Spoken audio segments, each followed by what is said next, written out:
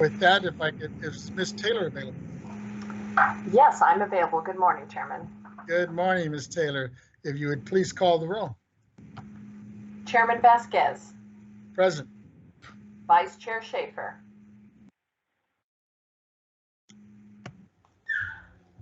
Vice Chair Schaefer is here. Thank you. Member Gaines. Here. Member Cohen. Present. Controller Yee or Deputy Controller Stowers? Deputy Controller Stowers here. Thank you. A quorum is present and the board meeting is called to order.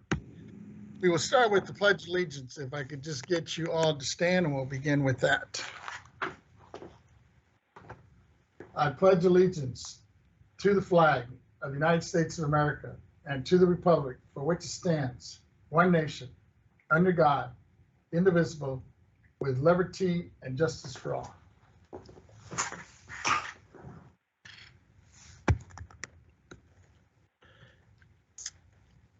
With that, just another friendly reminder to all, especially for those that might be logged in with us who are making presentations with our items in a few minutes with this hearing, that we all are sharing the same line, which means we need your patience and cooperation because the audio needs to be clean and clear for our transcriptionists to make sure that they're documenting clearly any motions, who seconds, and who is speaking. With that, I appreciate your patience with that. And let me ask members if there's any opening remarks before we begin our first item of business. And welcome, Controller Betty Yee. I just saw her join us. Thank you. Good morning, Mr. Chairman. Seeing no hands, Ms. Taylor, if you would please announce our first order of business. Our first order of business is an announcement regarding public teleconference participation. Good morning and thank you for joining today's Board of Equalization meeting via teleconference. Throughout the duration of today's meeting, you will primarily be in a listen-only mode. As you may know from our public agenda notice and our website, we have requested that individuals who wish to make a public comment fill out the public comment submission form found on our additional information webpage in advance of today's meeting, or alternatively, participate in today's meeting by providing your public comment live. After the presentation of an item has concluded, we will begin by identifying any public comment requests that have been received by our public board proceeding staff with the AT&T operator, providing directions for you to identify yourself. After all known public commenters have been called, the operator will also provide public comment instructions to the individuals participating via teleconference.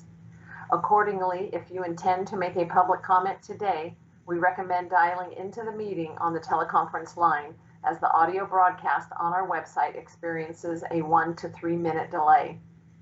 When giving a public comment, please limit your remarks to 3 minutes. We ask that everyone who is not intending to make a public comment, please mute their line or minimize background noise. If there are technical difficulties when we are in the public comment portion of our meeting, we will do our best to read submitted comments into the record at appropriate times.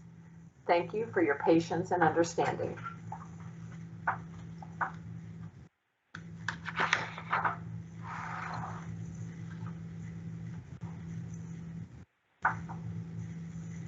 Excuse me. With that, Ms. Taylor, if you would please call our first item. Our first item will be item B, property tax appeals hearing. This is a constitutional function. The oral hearing procedures are as follows. The oral hearing will be announced in the order presented on the agenda. When I call your case to be heard, please be ready to unmute and turn on your camera as requested. The appeals attorney assigned to the case will introduce your case, stating the issues for the board's consideration in the oral hearing and noting any agreement where applicable. After the appeals attorney has completed the introduction, the parties will then be asked to introduce themselves and, if necessary, their affiliation with the petitioner or with the department for the record. For this morning's board meeting, there is one case for hearing. B1, Property Tax Appeals Hearing, Petition for Reassessment of Unitary Value, Southern California Edison Company, 0148 SAU 21-007. Contribution disclosure forms are required pursuant to Government Code 15626. Board Proceedings has received contribution disclosure forms for this morning's hearings from the parties, agents, and participants. No disqualifying contributions were disclosed. Additionally, all parties, agents, and participants were listed on the memorandum provided to your office. As this case is an adjudicatory matter, the board's hearing of this case is subject to restrictions on ex parte communications with any violations of the prohibition requiring the disclosure for the record. This is a hearing subject to Section 40 of the Revenue and Taxation Code. If any witnesses will be called, I will place them under oath.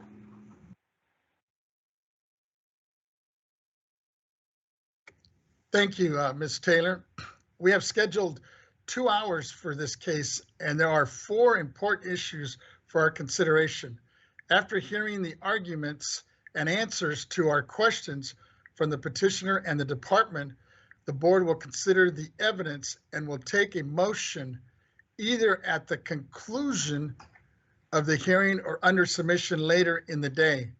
Ms. Garrett, will you now provide a brief introduction of the 4 main issues in the case? Is Ms. Garrett available? Yes. I see her on the screen. Good morning, Chairman Vasquez and honorable members of the board. I am Sarah Garrett, the board's appeals attorney assigned to this case. In the case before you, the petitioner is Southern California Edison Company, a public utility operating in Southern, Coastal, and Central California. Petitioner has raised 4 primary issues with their 2021 board adopted value, which was based on the January 1st, 2021 lien date. For the record, I will note that Southern California Edison's original 2021 board adopted value was $31,322,100,000, which is reflected in the parties' briefings and the appeals attorney's hearing summary. However, the 2021 board adopted value was amended by this board in September 2021 via a roll correction, which reduced Southern California Edison's 2021 unitary value by $196,800,000. This nuance has not been reflected in the record to date. So at this time, I will note that the appeals attorney's recommendation must be adjusted to be consistent with that roll correction. Accordingly, the revised appeals attorney's recommended unitary value for this petition is $31,125,300,000. Similarly, the SAPD's appeal recommendation will likely need to be adjusted to be consistent with this roll correction, and I'd ask that the respondent briefly address this within their presentation later today. Petitioner is requesting a unitary value of $25,640,227,493 for purposes of this petition. Accordingly, this appeal is subject to Revenue and Taxation Code Section 40 as the amount in controversy exceeds $500,000 in tax. Thus, after the board's decision on this petition today, the appeals attorney will prepare a decision to memorialize the board's action in early 2022. Today, the parties will present the following 4 primary issues within this petition.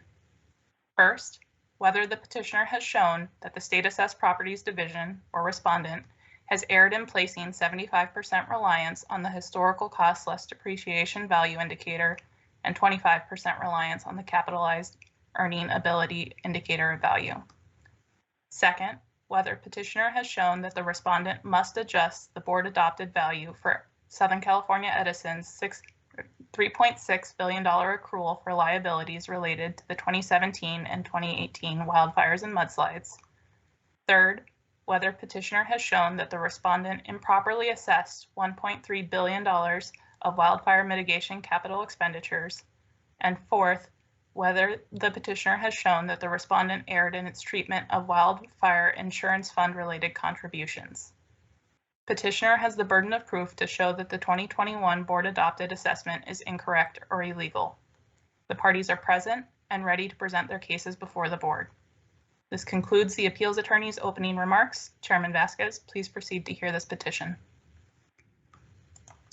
Thank you, Ms. Garrett. We will now commence the hearing. Welcome to the Board of Equalization. Petitioner, you have 40 minutes to make your initial presentation, followed by 40 minutes for the respondent's presentation. This will be followed by 10 minutes for petitioner's rebuttal and 10 minutes for the department's rebuttal. Although members may ask questions at any time, we are reserving 20 minutes after the last rebuttal for questions and board discussion. Petitioner's representatives, please unmute your microphones and state your name and affiliation with the taxpayer for the record. Good morning, Mr. Chairman and members of the board. My name is Marty DeKessian, and my firm DeKessian Law represents Southern California Edison.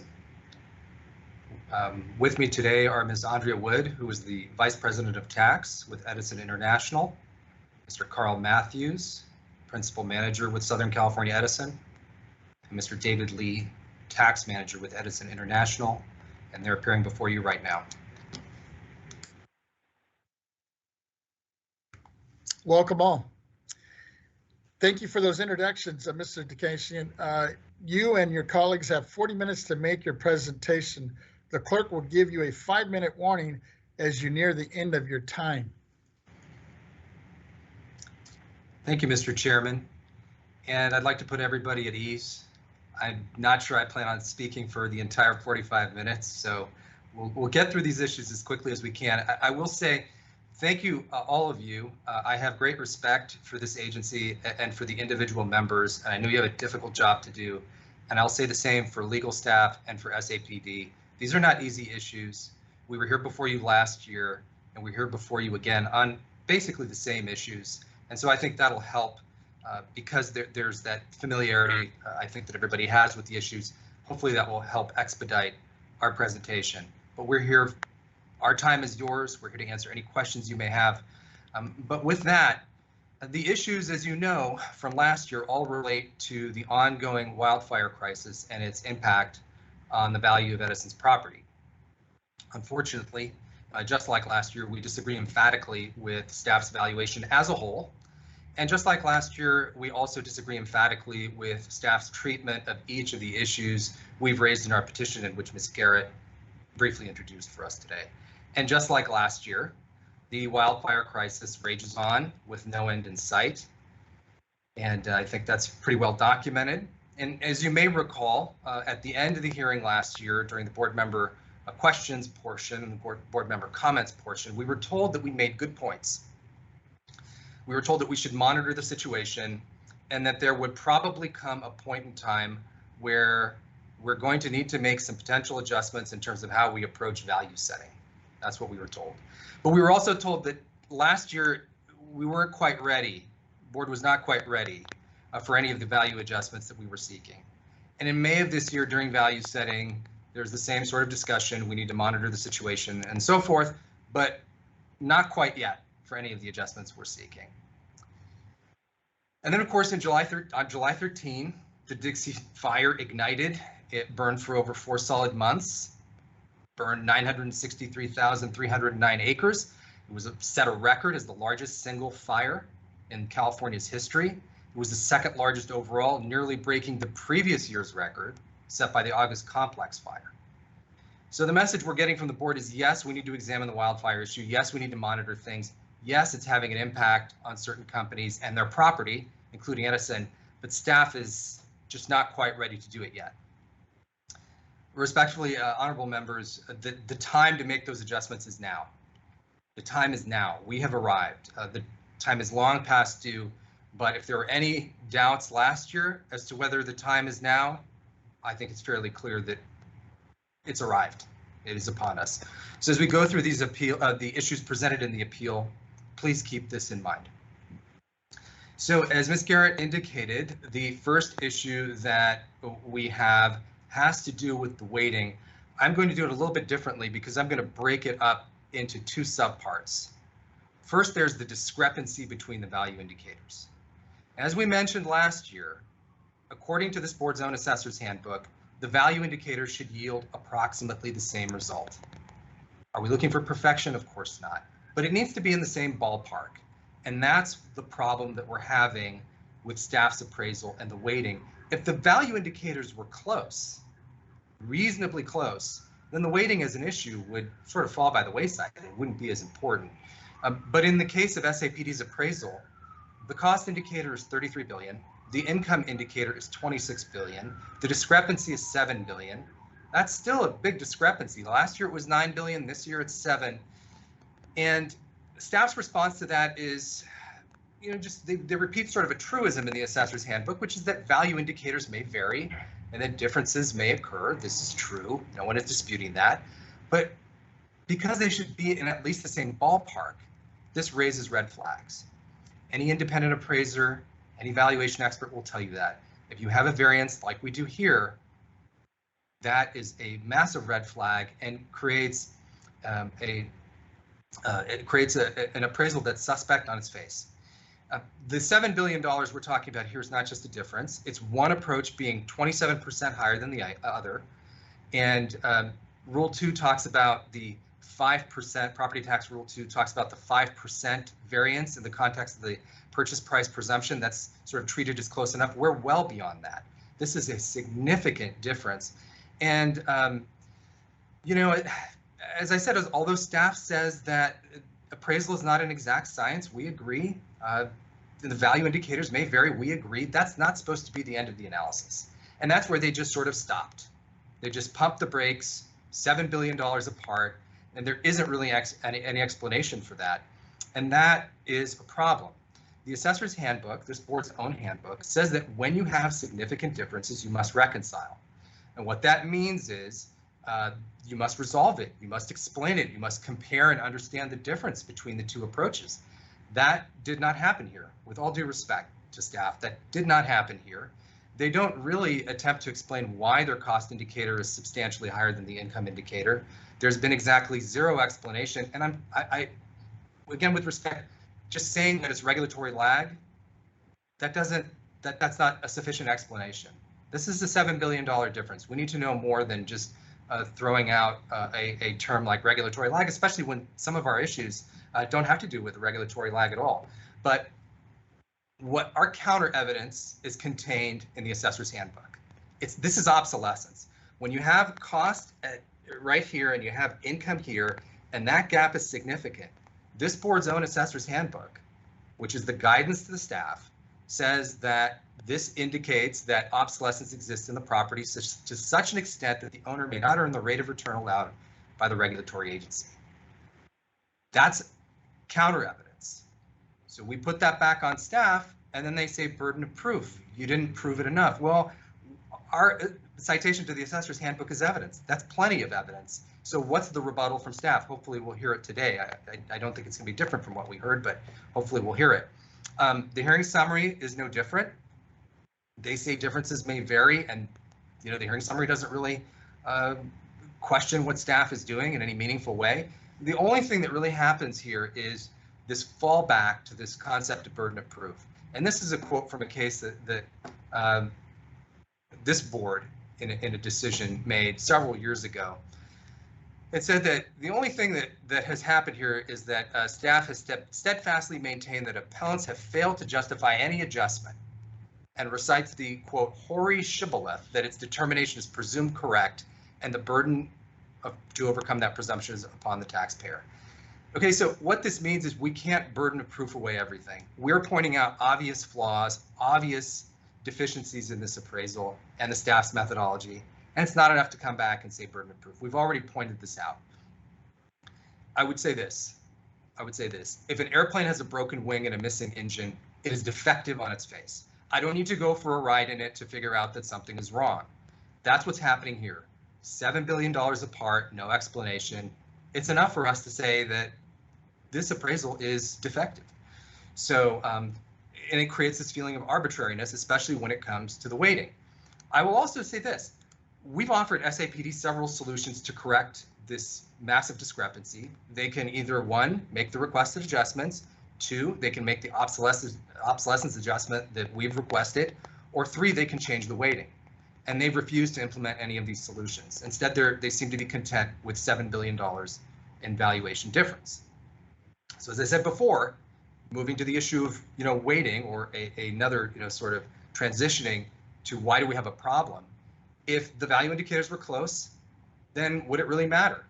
If they were identical, I mean, obviously it wouldn't matter, 75-25 or 50-50 or flipping the value. It wouldn't matter at all.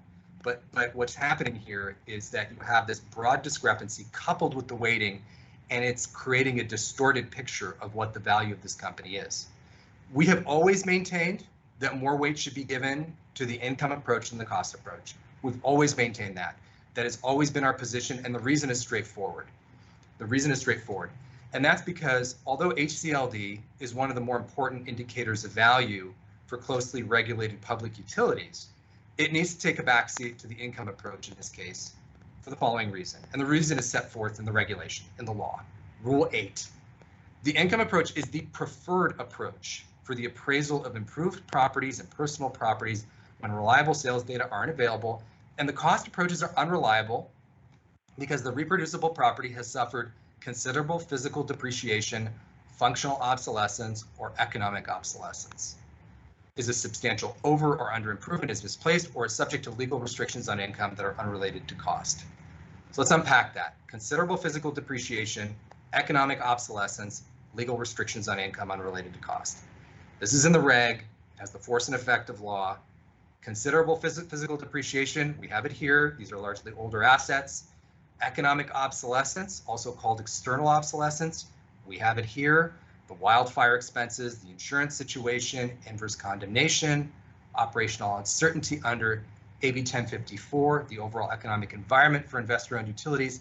These are all conditions external to the property that are impacting its value. And of course, legal restrictions on income unrelated to cost. We have it here, the entire regulatory framework that limits my client's return on investment and disallows it in some cases entirely. So for us, the income should be the preferred approach. The staff's valuation should probably be flipped, the weighting. It probably should be 25 income, 75 cost. 25 cost, 75 income. It should probably be flipped because Rule 8 tells us that income is the preferred approach in this situation.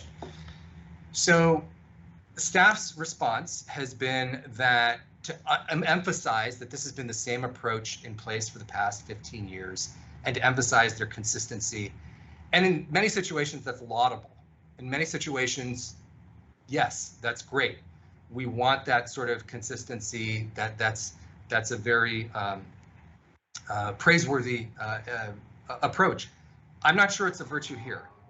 At the risk of stating the obvious, okay, this has been in place for 15 years, the 75-25 weighting. That takes us back to 2006. I think we can all agree that things have changed substantially since 2006. Obviously overall, but as it relates to this appeal in the economic landscape regarding investor-owned utilities. So I don't think it's a virtue to be extolled in this case. I think what this is showing is that the 75-25 weighting is an outdated practice. It must be questioned, scrutinized, and it must be changed in the context of this case. Without, addressing it, it just becomes sort of an arbitrary thing. Well, this is how we've always done it. Well, what about this year?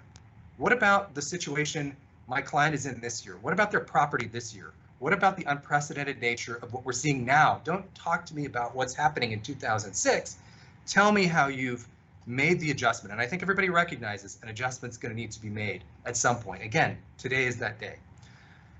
So, as I said, it should probably be 75-25 income versus cost, or maybe we should just go with income entirely. But the bottom line is, according to Rule 8, greater weight should be given to income than to cost.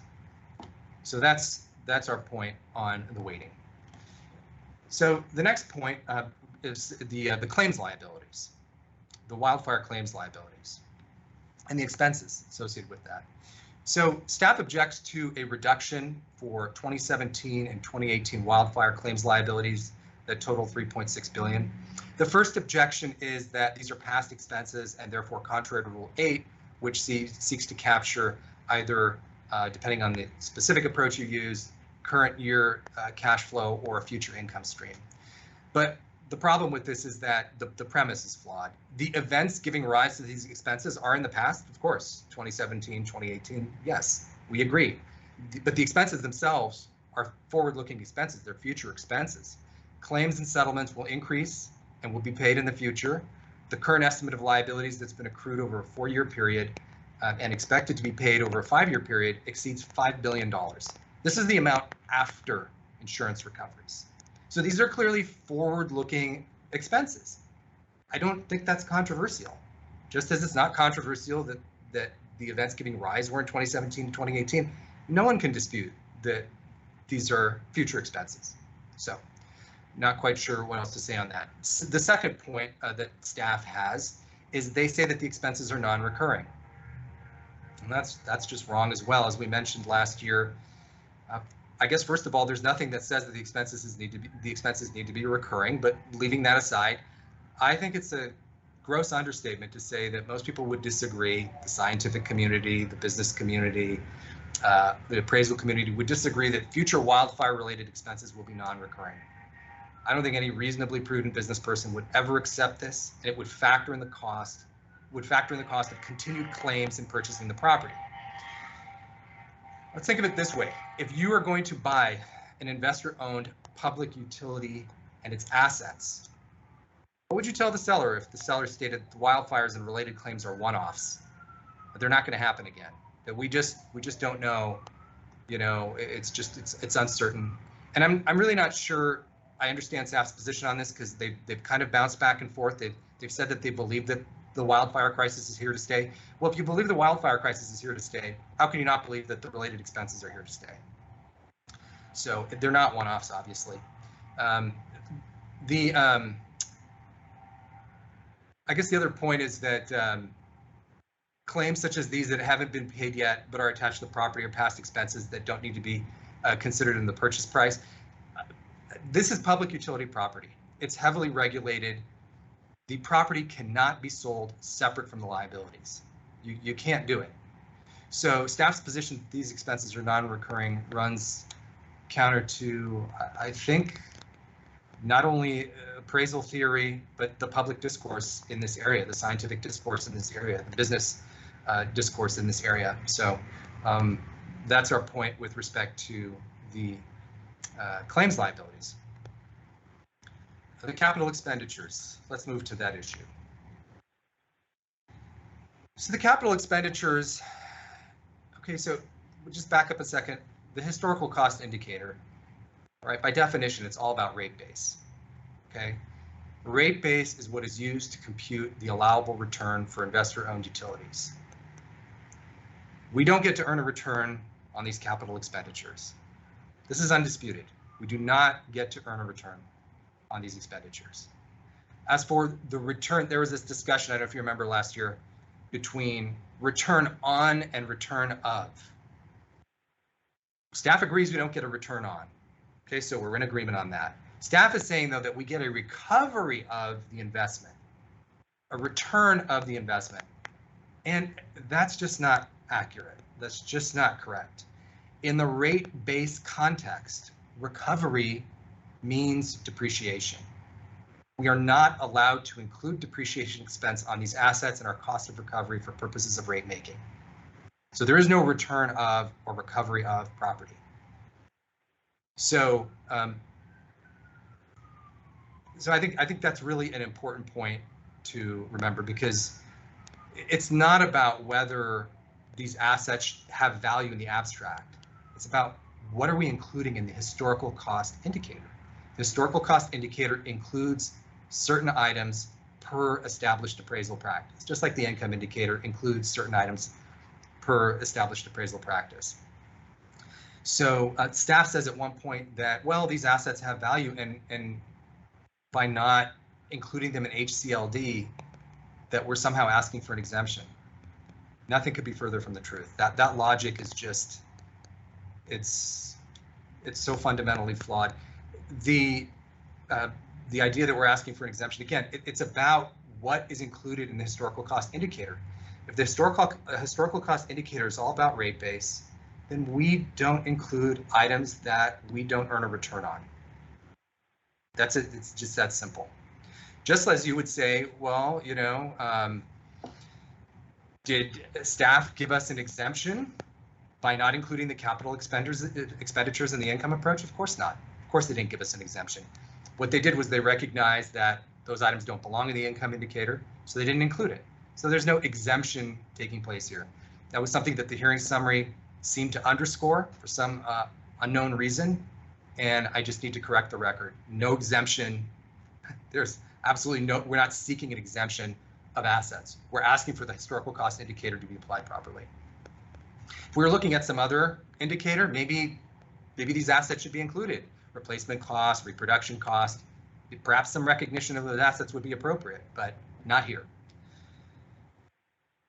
Okay, a wildfire insurance fund.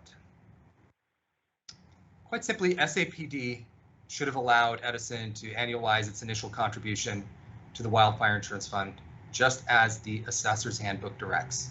You can see a lot of references back to the assessor's handbook, a lot of references to the rules. That's what we want. We want an appraisal and evaluation consistent with the law, consistent with this board's own practice and its guidance to its auditors. Staff says for its part that the wildfire insurance contribution was before the lien date, so it doesn't need to include it.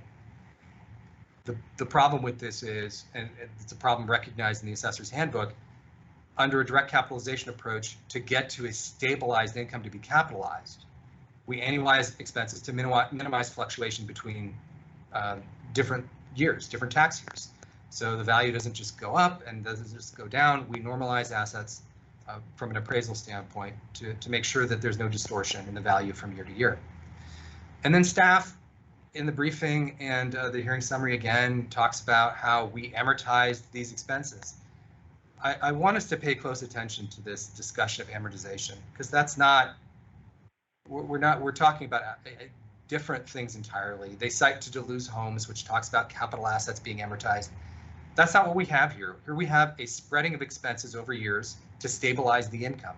That's not, that doesn't, just because we're doing that doesn't preclude the item from being included, or from being reflected in the current year operating expenses.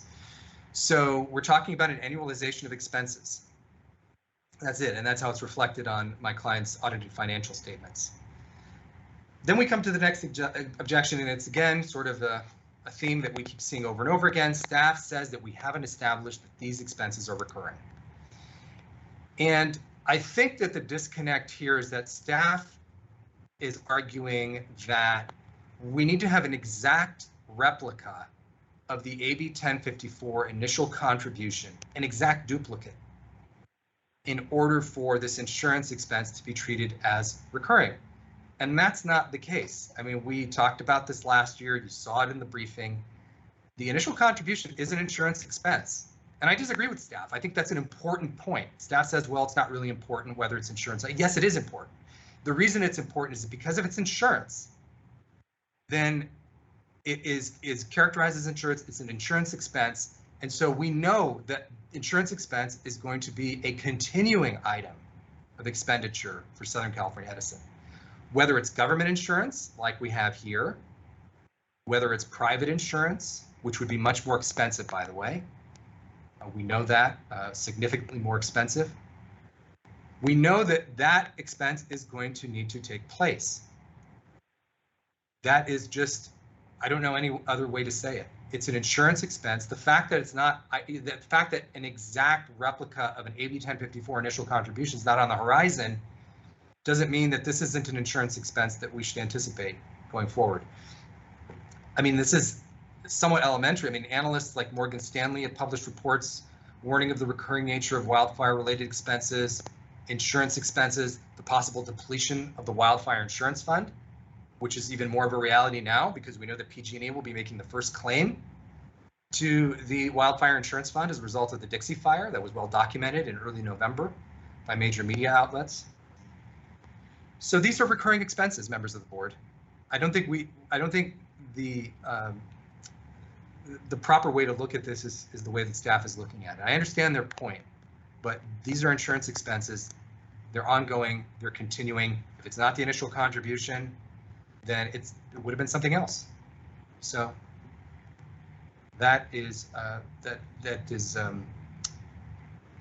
that concludes our point on the insurance piece. So members of the board, to wind up here, please keep in mind the big picture of what's taking place here. The ongoing wildfire crisis, all the attendant risks, all the related expenses have made Edison's property worth less. And yes, it's the property we're talking about here.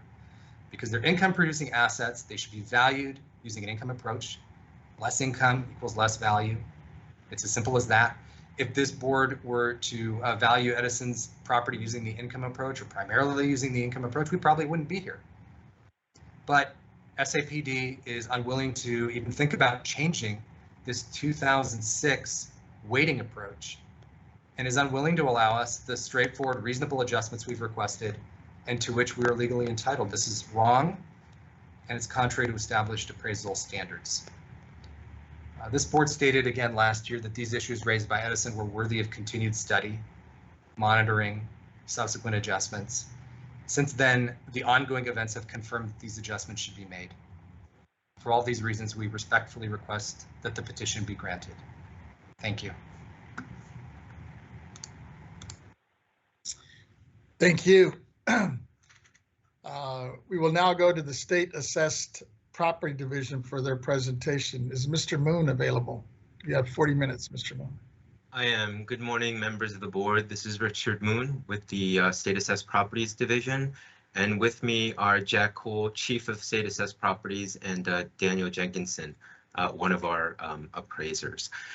Before I begin, we do agree with Edison that these are important issues regarding wildfires. And as the board requested last year, and even prior to last year, these are issues that are that we are looking at on an ongoing basis. Where we disagree is that this is the year or that enough evidence has been presented that this is the year where we should change the weighting.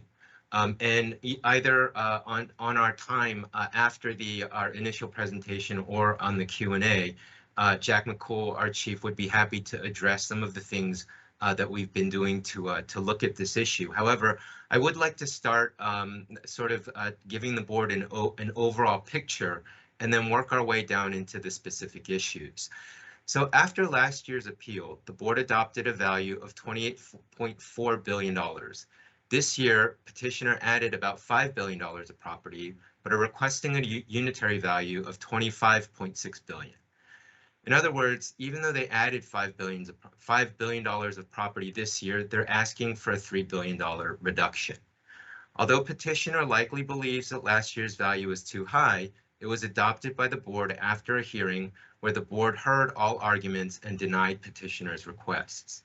Unsatisfied with the board's decision, petitioner is back this year with essentially the same issues and arguments as last year. The board should therefore reach the same result and deny the petition.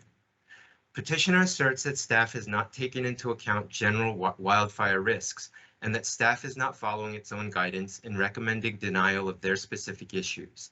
But as we will explain, petitioner misreads or misunderstands the rules in the assessor's handbooks and has not presented persuasive evidence on any of the issues. In fact, as we will explain, CPUC documents, petitioner's own statements, public filings, and its own appraisal report performed by EY last year support staff's position on each of the issues. In doing its assessments, SAPD took all of the relevant information into account and appropriately computed and reconciled an HCLD and an income or CEA indicator of value.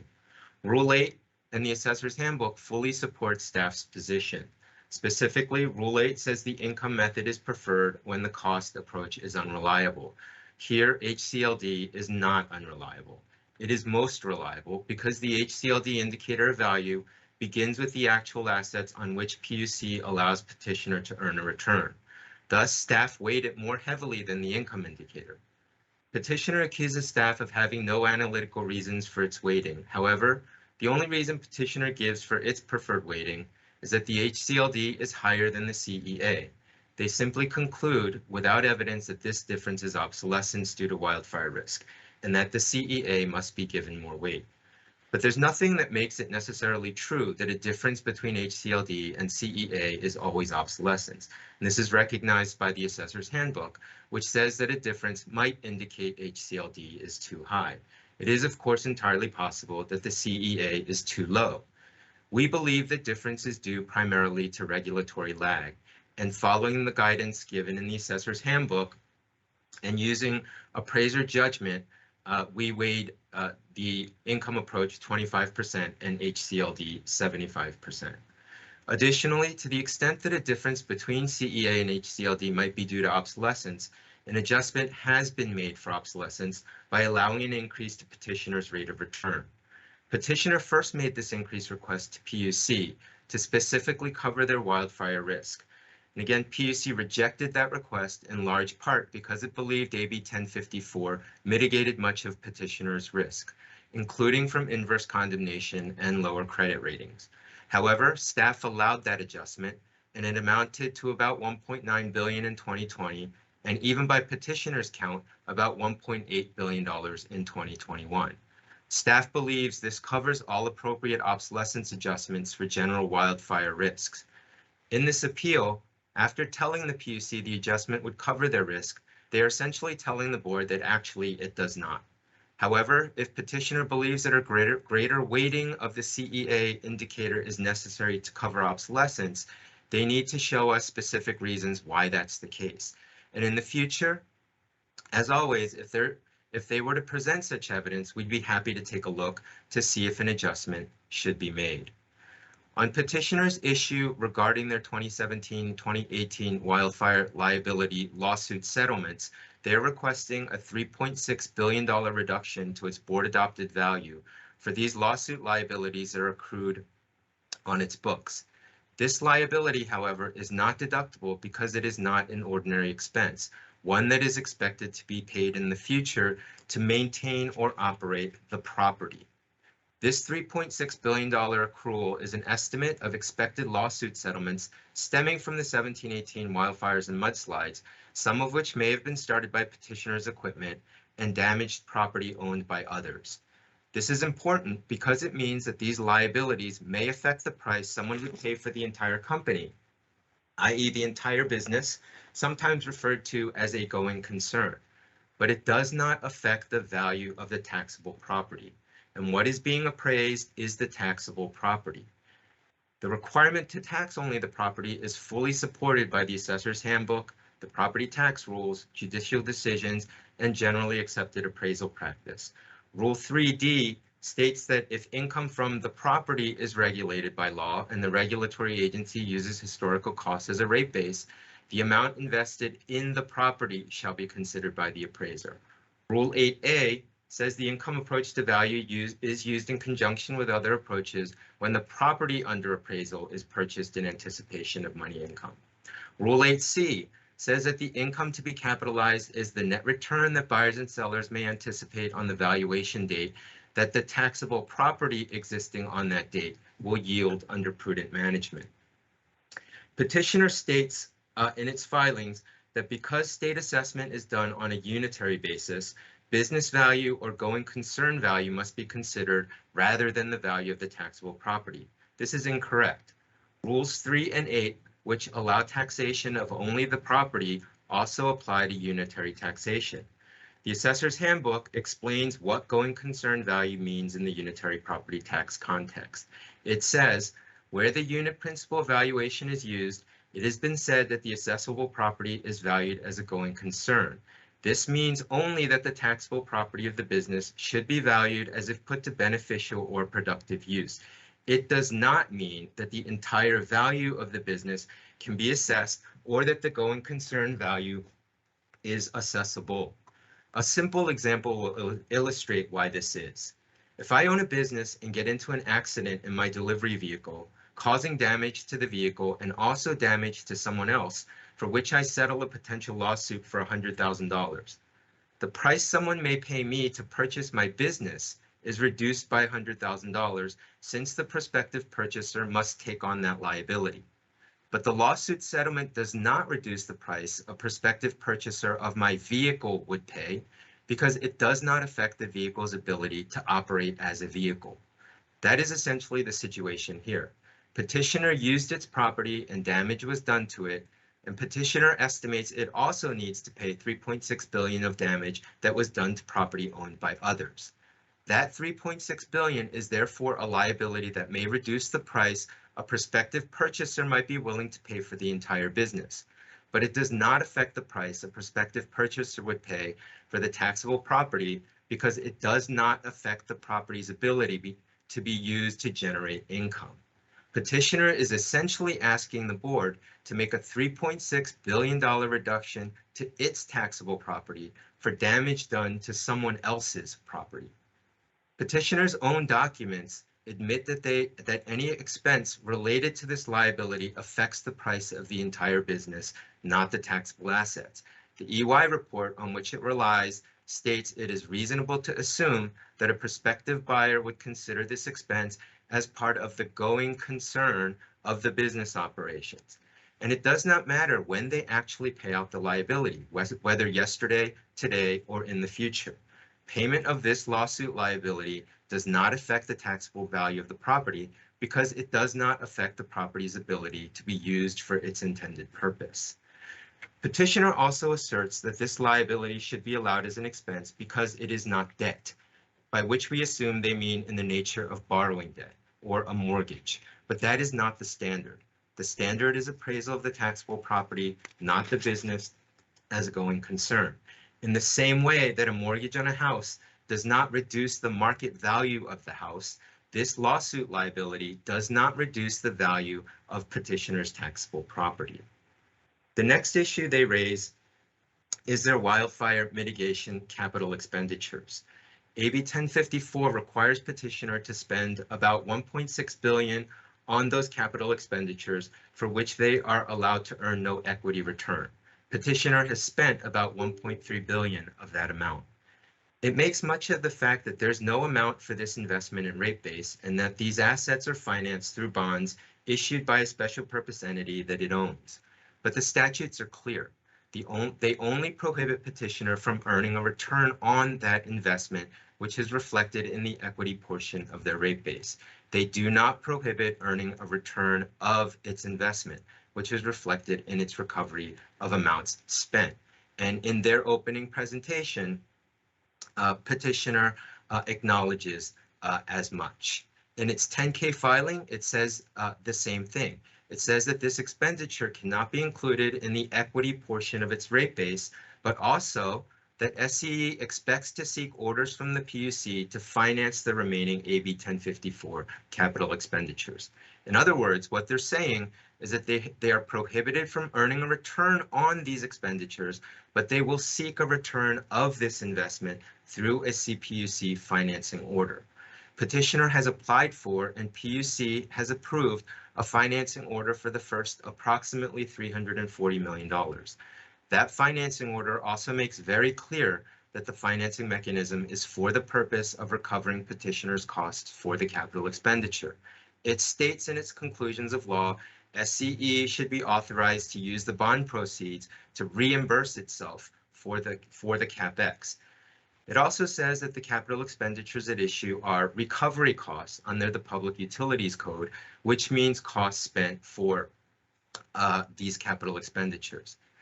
Thus, while petitioner points to the financing mechanism as the reason why these assets are not taxable, the financing mechanism is exactly how AB 1054 allows petitioner to recover its investment.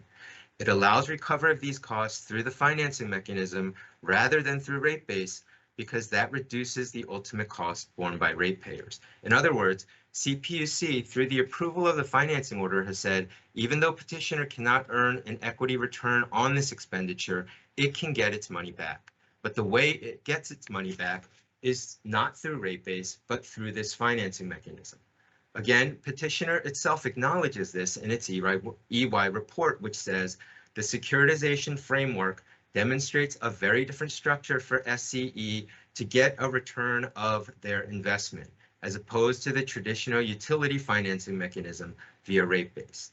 The EY report also states that proceeds from the special purpose entity will be transferred to SCE, at which point SCE will consider their initial $400 $400 million investment repaid. Finally, it's telling that the PUC order also anticipates that property taxes may be paid on these amounts, stating that any applicable property tax associated with the capital expenditures excluded from SCE's equity rate base and recovered through the bonds are to be recovered. It is also important to take a step back and see big picture wise exactly what petitioner is asking the board to do.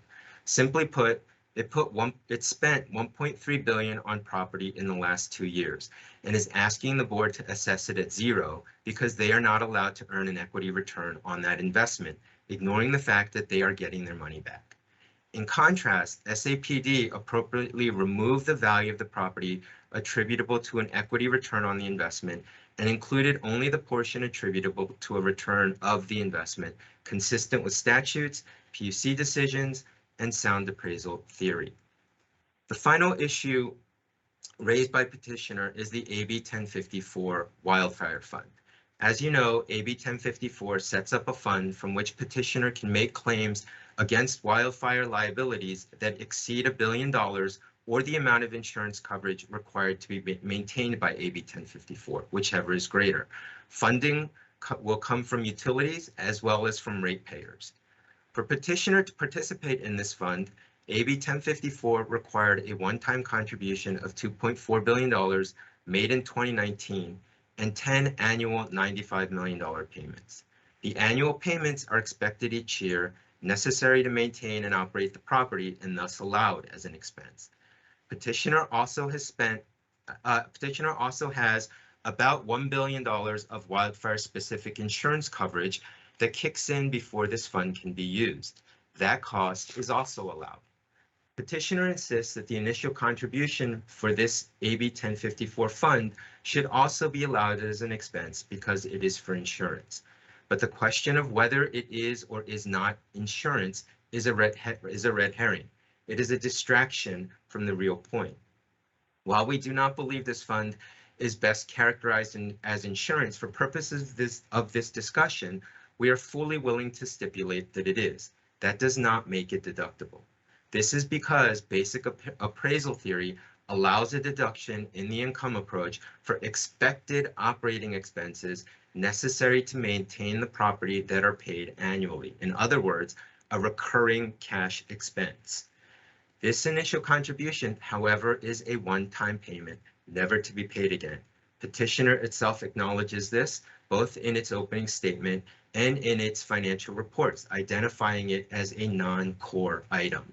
It defines non-core item as including income or loss from discontinued operations and income or loss from significant discrete items that management does not consider representative of ongoing earnings, such as income and expense related to changes in law. This is a perfect description of this payment. And so petitioner is telling the world that this amount will not be paid again, but is asking the board to treat it like it is. Because this is not a recurring cash expense, petitioner estimated the fund would last 10 years and calculated and amortized a future accounting expense over that time period. Thus, the initial contribution is not an allowable expense for property tax purposes because it is not part of cash flow and it will not be paid again. This is a fundamental tenet of appraisal practice and thus specifically disallowed as an expense under Rule 8. Although petitioner clearly admits this is a non-cash, extraordinary, amortized accounting expense, petitioner points to language in the assessor's handbook as supposedly supporting its position that this accounting expense can be deducted. However, when read properly in context and in conjunction with Rule 8, that language fully supports staff's position. The language to which petitioner points is referring to recurring prepaid amounts that represent future cash flows. That language says that certain expenditures are annualized when using a direct capitalization model. And a specific example given is of insurance prepaid for 3 years. A 3-year prepaid insurance amount should be annualized because there's an assumption that after the initial 3 years, there must be another outlay of cash that covers the next 3 years, and so on. This is because in a direct capitalization model, a single year of income is projected into the future in perpetuity.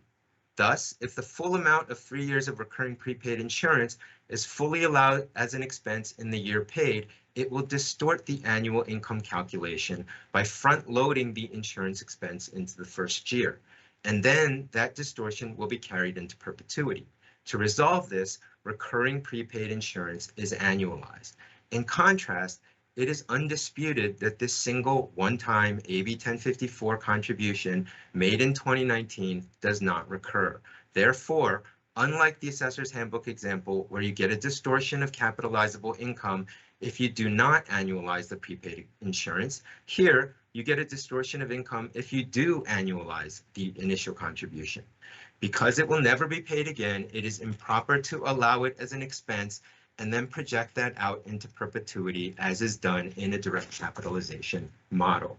As it states in our unitary valuation methods handbook, non-recurring and non-operating expenses should be adjusted or deleted to eliminate revenue distortions and to reflect anticipated future operating expense. We also want to be very clear about what we are not asserting as much as what we are asserting. We are not asserting that wildfires are not a new normal or that some insurance type coverage in excess of petitioners' $1 billion ordinary wildfire specific insurance may be required after the expiration of the fund or to extend the fund. However, as of lien date 2021, the necessity and amount of any such cost is speculation. If an amount were probable and reasonably estimable, it would likely need to be disclosed in their financial statements. Instead, petitioner identifies the initial contribution as a non-core item. Another reason why the payment of another fund-like initial contribution is speculation at this point is because it is unknown how long this fund will last. Again, SCE itself acknowledges this. In 2019, they estimated the fund to last 10 years and also gave a scenario where the fund might last for 20 years. But this year, they changed that estimate to 15 years and will begin to amortize the initial contribution over 15 years in 2021. Yet another reason is that the entire purpose of AB 1054 was to reduce wildfire risk to utilities like petitioner. And thus far, it appears to be working. Petitioner itself states in its public filings, SCE expects that any losses incurred in connection with 2019-2020 wildfires will be covered by insurance and expect that any such losses after insurance recoveries will not be material. And the CPUC agrees. It stated, we find that the passage of AB 1054 and other investor supportive policies in California have mitigated wildfire exposure faced by California's utilities. It may be that more money will have to be paid into this fund or a similar fund, and staff is not saying that the exact AB 1054 $2.4 billion initial contribution needs to be recurring. But it's also, and it may be that some other type of fund may have to be started and contributed to. But it's also possible that no money or something far less than 2.4 billion will need to be contributed. The point is that as of the lien date, no one knows. The only thing that is known is that the initial contribution will not need to be paid again. In conclusion, SAPD has recommended all appropriate adjustments for petitioners' general and specific reductions related to wildfires, consistent with relevant authorities and petitioners' own public statements. Thus, making any of these adjustments would not only require violating generally accepted appraisal practice, it would require ignoring petitioners' own statements. And for these reasons, we recommend denying the petition on all issues. And as the appeals attorney requested, while we recommend denying the petition, we do want to be on record that any decision made by the board will not affect the rule correction approved by the board in September.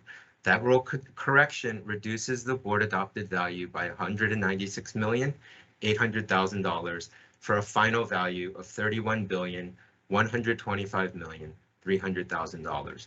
And we would be happy to take any questions the board may have. Thank you, Mr. Moon. Before we get into any questions from the members, I wanted to see, let's give Southern California Edison their rebuttal, or an opportunity to rebut first, and I see Mr. Takajian here queuing up. Go ahead. Thank you, Mr. Chairman. Appreciate it. We appreciate staff's presentation. I think there are a lot of points of correction here and redirection, but let's just start with the asset addition. Staff well knows that asset additions don't necessarily correlate to value increases.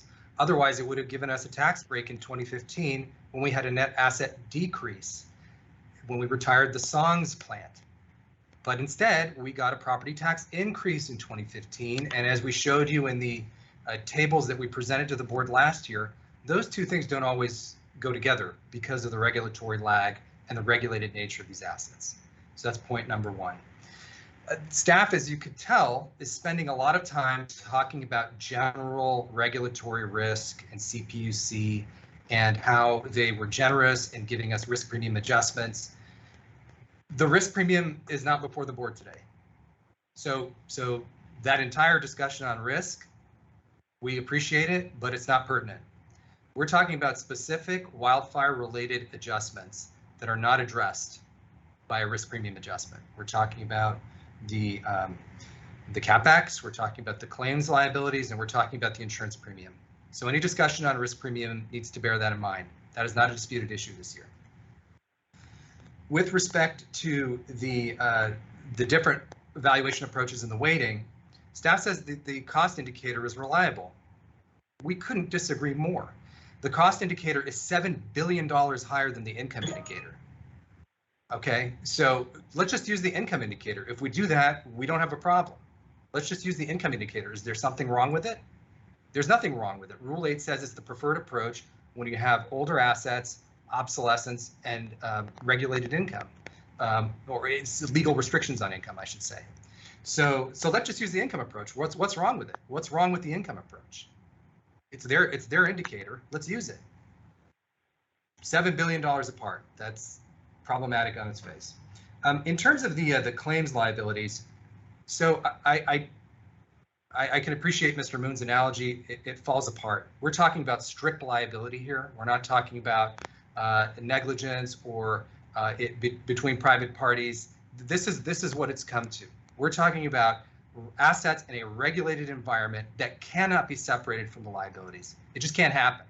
You can't go to CPUC and say, I'm going to buy Edison's property without taking on the liabilities. The CPUC would never allow that.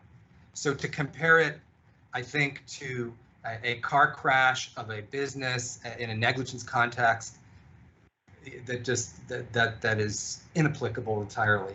And again, we're talking about strict liability. No matter what Edison does with respect to these 2017, 2018 claims, they're on the hook. They're on the hook. There's no negligence analysis. There's no prudency analysis. There's none of that with respect to the 2017, 2018 claims. And we're talking about going concern value. Yes, Mr. Moon is correct. We're not talking about the value of the business, but we are supposed to look at the operating assets as a going concern and not separately. So when we say going concern, that's what we're referring to. I apologize if there's been any confusion on that point. With respect to equating the claims liabilities to a mortgage, again, this is what it's come to. We're talking about a mortgage and mortgage liabilities and depreciating a capital asset. What does that have to do with claims liabilities? Nothing. So with respect to the capital expenditures, yes, with respect to the capital expenditures, there's been a lot of discussion about securitization. We didn't raise it. That was asked of us sort of in the context of how this all worked. We explained it, but the bottom line in all this is we can't earn on these assets and we don't recover them. We don't get to depreciate these assets. So it's not allowed, the depreciation is not allowed as an expense in a regulatory environment. So there's no recovery of the asset. That's what recovery of means in a regulatory context. So we can talk all day long about financing mechanisms and securitization. We can do it, but at the end of the day, it's not included in rate base. It should come out of HCLD. So, hopefully that clarifies that. I would like Ms. Wood to address something in a moment for us. But I would note that it appears that staff is ready to stipulate that the initial contributions and insurance expense. I'm glad we've made progress on that front. If that's the case, then it's indistinguishable really from the ongoing insurance costs and insurance expenses that Edison has. It happens to be an initial contribution. That's what it's called. It would be like, having government insurance and then having to fill the void with private insurance once, government insurance is no longer available or no longer needed, but it's all insurance. So I'm glad that they agree that it's insurance, and hopefully we can achieve an adjustment here today on that point. But I would like to ask Ms. Wood to comment on the discussion on core versus non-core expenses as it relates to the public filings. Sure, Marty, but before I start, I think Ted has his hand up. We're going to try to hold the questions until after the rebuttals. I want to give you the opportunity as well as Mr. Moon, if that's okay. Okay. All right. Yeah, no, I wanted to comment about the core versus non-core discussion because, primarily the reason why, core versus non-core is not really a gap, general accepted accounting principles type of concept. It's really to give the analysts a view as to what's happening with the core business being the utility. And in this case, the AB 1054, when they established the Wildfire Fund, which is administered by the California Earthquake Authority, again, another agency that was designed to provide insurance to folks that couldn't otherwise get insurance. That upfront contribution is really prepaid insurance, and prepaid insurance that if you put the upfront contribution and the annual, contributions that we're going to make over a 10-year period, you add them all together and then amortize them over the period of time that we're perceived to have coverage. That's about a $350 million a year cost for the insurance. And that's pretty similar to what we're paying in the open market for the $1 billion of insurance coverage that we're having to pay in order to participate in the fund. But going back to the core non-core, the reason why it was described as non-core is because it's not recoverable from ratepayers. It's a shareholder expense, which means that it doesn't go into our rates and we can't recover it.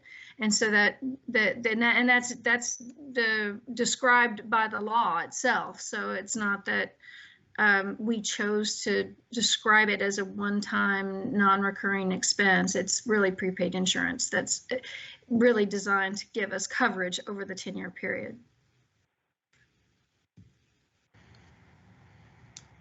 So, we'll keep it tight on the rebuttal. You've heard our arguments before. We believe that these are recurring expenses as it relates to the claims expenses, as it relates to the insurance expense. We believe that the CapEx should come out of HCLD because we can't earn on it. We can't recover it in the regulatory sense. We think the weighting is off. It should probably be flipped. We should be giving much more weight to the income approach than to historical cost. And I think that pretty much sums it up, members. I know that you're eager to ask questions, and we're here to the extent that you have any. Thank you. Before we get into questions, let me just give Mr. Moon his opportunity for a rebuttal, and then I see a hand up from Member Gaines and then from Controller Yee, and then even Vice Chair Schaefer. Mr. Chair. Yes, did you have something else to add? I just wanted to add one thing, which is that in the board's rules of practice, historically, and I don't know if there's a desire by the board to deviate from that today, the taxpayer gets the last word. We are the ones that get the rebuttal. So as long as we have an opportunity to respond to whatever Mr. Moon says, then that would be, I think, fair and reasonable, consistent with board practices. Mr. Chair, if I could just jump in, Mr. DeCasian is correct. That is the procedure for our rules of tax appeals, and we are happy to defer any further comment on Q&A. Okay. So with that, let me start with Member Gaines, and then we'll go to Controller Yee and then Vice Chair Schaefer. Go ahead, Member Gaines. Yeah, thank you very much for the presentation and for trying to provide some clarity on a very complicated issue. But I think it comes down to how do you handle expenses, and whether that is insurance, and that's the kind of the area I'd like to focus on right now. Is we had Andrea Wood explain that the initial payment made to set up the insurance fund was really a form of prepaid insurance. And so when I think of that, and I think of the earthquake fund that was set up by the state of California, that has provided a lot of benefits for California property owners, I see a correlation that looks to me that, you know, this prepaid insurance should be considered like a down payment on insurance. And, you know, in my view, when we take a look at the wildfire exposure, I'm not seeing that we've done anything dramatically differently from a policy perspective in terms of changing the threat. And are we seeing our forest managed better? You know, if so, it's maybe 1/10 of 1% or maybe 1% of our forests. So we haven't addressed the issue. We have not addressed the exposure as it lies for wildfire in the state of California. So I think this exposure is going to continue. And I don't understand why that initial payment cannot be allowed as an expense. Certainly, if we have another catastrophic wildfire and the fund is drained, all the utilities are going to be asked to pump more money into the fund. And so just seems to me that ought to be treated as an expense. It's a shareholder expense, not borne by the ratepayers.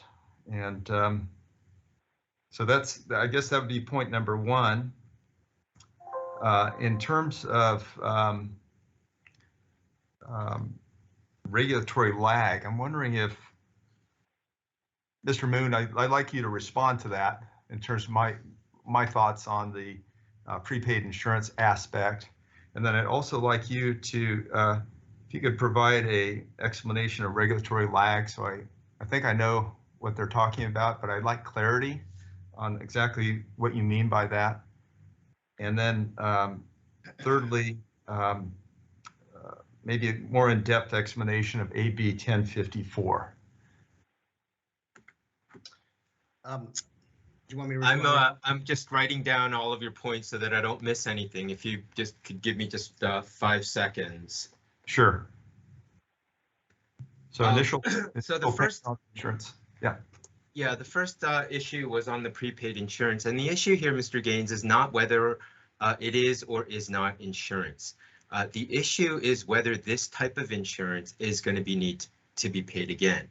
The $95 million annual payment will need to be paid again because it's annual. The initial contribution, however, has been paid in 2019, and as far as anybody knows right now, that will not need to be paid again. So this AB 1054 wildfire fund, and perhaps this starts getting into your third question, what it does is it sets up this fund and it allows the utilities to access this fund for prudent operation of their equipment for claims in excess of $1 billion or whatever insurance coverage is required by AB 1054. So this is an insurance amount, if you want to call it that, above their wildfire specific $1 billion of coverage. Mm-hmm. And what staff is saying is that the initial contribution for that additional coverage is not going to need to get paid again, or at least as of the lien date, it's speculation whether that will happen. And again, staff is not saying that wildfires will not get worse or will not affect taxpayer.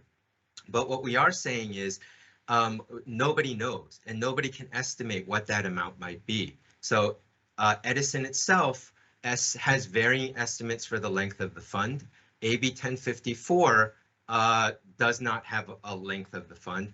And with all due respect, the PUC would disagree with you because they have said that AB 1054 has mitigated a lot of the wildfire, if not sort of the physical things that are done to stop wildfires, but at least mitigated wildfire risk exposure for Edison.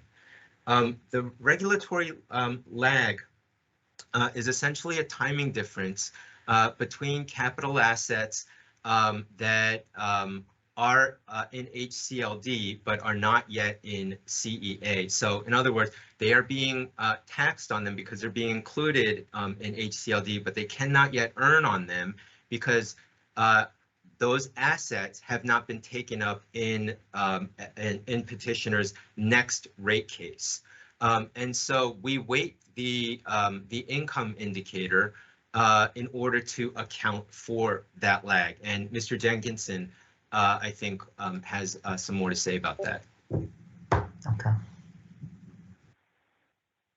I think you said everything, Richard. Actually, thank you. But I did want to say, when it comes to the discrepancy between the two indicators, petitioner did say in their petition that it can take up 2 to 4 years for them to start earning on certain assets. And that can be a substantial amount. And so to say that those discrepancies, this discrepancy of $7 billion couldn't be accounted for based on the regulatory lag, I don't know that that makes a whole lot of sense. It very much could be. That difference could very much be accounted for. In the appeals conference, we did suggest to petitioner that we work together and try to actually calculate what this regulatory lag amount represents. We presented that, and I specifically told them that we would be willing to look at any information that they provide. And at the time, they weren't interested in pursuing that. So I just want to say that when it comes to that difference, we very much want to not just randomly change percentages, but to actually look into that and figure out what that difference is attributed to, if petitioner is willing to provide us the information to do so. Yeah, and if I could just jump in, I would like to mention that was stated at the appeals conference, and I don't believe that that's because SE does not want to provide the information or that they're being uncooperative. I think it's because that they felt that that wasn't the appropriate time to do that, and if they feel that they want to, this is an avenue that they want to pursue, as Mr. Jenkinson had said, we are more than happy to look at whatever information they might want to provide. And then finally, with respect to a little bit more detail on AB 1054, some of the things that AB 1054 did, you've heard about, the wildfire mitigation capital expenditure. So there was a required expenditure from the investor-owned utilities to harden their assets to try to avoid wildfires in the future. There was this fund set up, and essentially the overall goal of AB 1054 was to ensure that the credit markets were stable for the utilities, and addressing many of these risks for wildfires. Okay, yeah, maybe I could correct my statement on AB 1054, because I think what you stated is accurate in terms of it helping utilities. But my point is that these improvements in terms of hardening and things of that nature will take decades. It's not going to happen quickly. And in terms of forest management practices, I'm not seeing any dramatic change in terms of how we are protecting communities. And I think last year is a good example. When you look at almost, what was it, over 2 million acres burned in the state of California from wildfire. So in terms of the regulatory lag as it relates to HCLD, historical versus CEA earnings related, does that change on an annual basis based on the obsolescence of utility equipment? Mr. Jenkinson can give you more details, but I believe any amount of regulatory lag could change depending on what assets are added that are not included in the rate base. Okay. Yeah, yeah. That changed in the last year? That ratio change? Well, so we don't actually know If you look at the entire assets that are on the balance sheet, we don't know, which of those are actually included in the rate case or not. I think it's a process, and we're not experts in rate cases, but your rate cases happen every, say, 3 years. But I think that, like, between the 3 year, during the 3-year period, there can be requests for additional assets to be added, I believe, and obviously petitioner can explain that better than we can. But it can happen probably annually if they're continuing to add assets that were somehow already included in the rate case. Okay, if I could hear from the petitioner, Mr. Dicasian.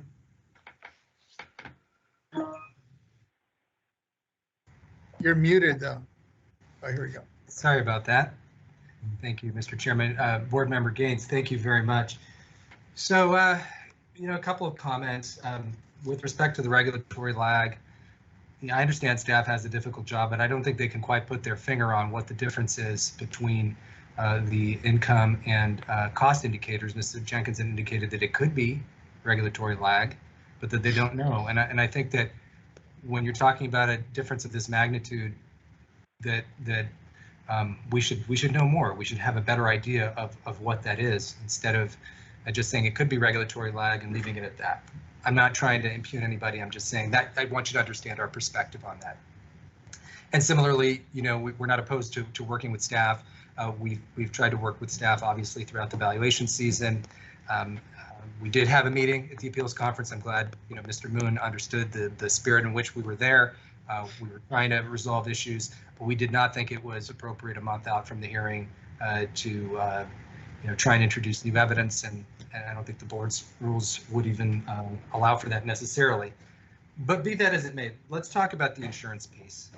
So what I heard Mr. Moon say, and correct me if I didn't get this right, but what I heard him say is that this type of insurance will not be paid again. I think the analogy to the earthquake fund is spot on, Board Member Gaines. I mean, it would be as though you made a payment under the insurance fund, the earthquake fund, and then you got private insurance at some other point, or you made another payment to try and insure your losses, protect against liability in the future. It's all under the rubric of insurance. And I think that's the fundamental disagreement we have with staff. I think they want to read the idea of a recurring expense, I think, really too narrowly. They want to say that this particular type of insurance payment won't be made again. And I don't think that matters. I think that if that payment isn't made, then what's going to happen? I mean, if Edison's going to have to make some insurance payment, they're going to have exposure. They're going to have to make either a public insurance payment if there's another requirement that they do so, or they're going to need to buy private insurance. So I think that's really the heart of the matter. We think that insurance expense is recurring.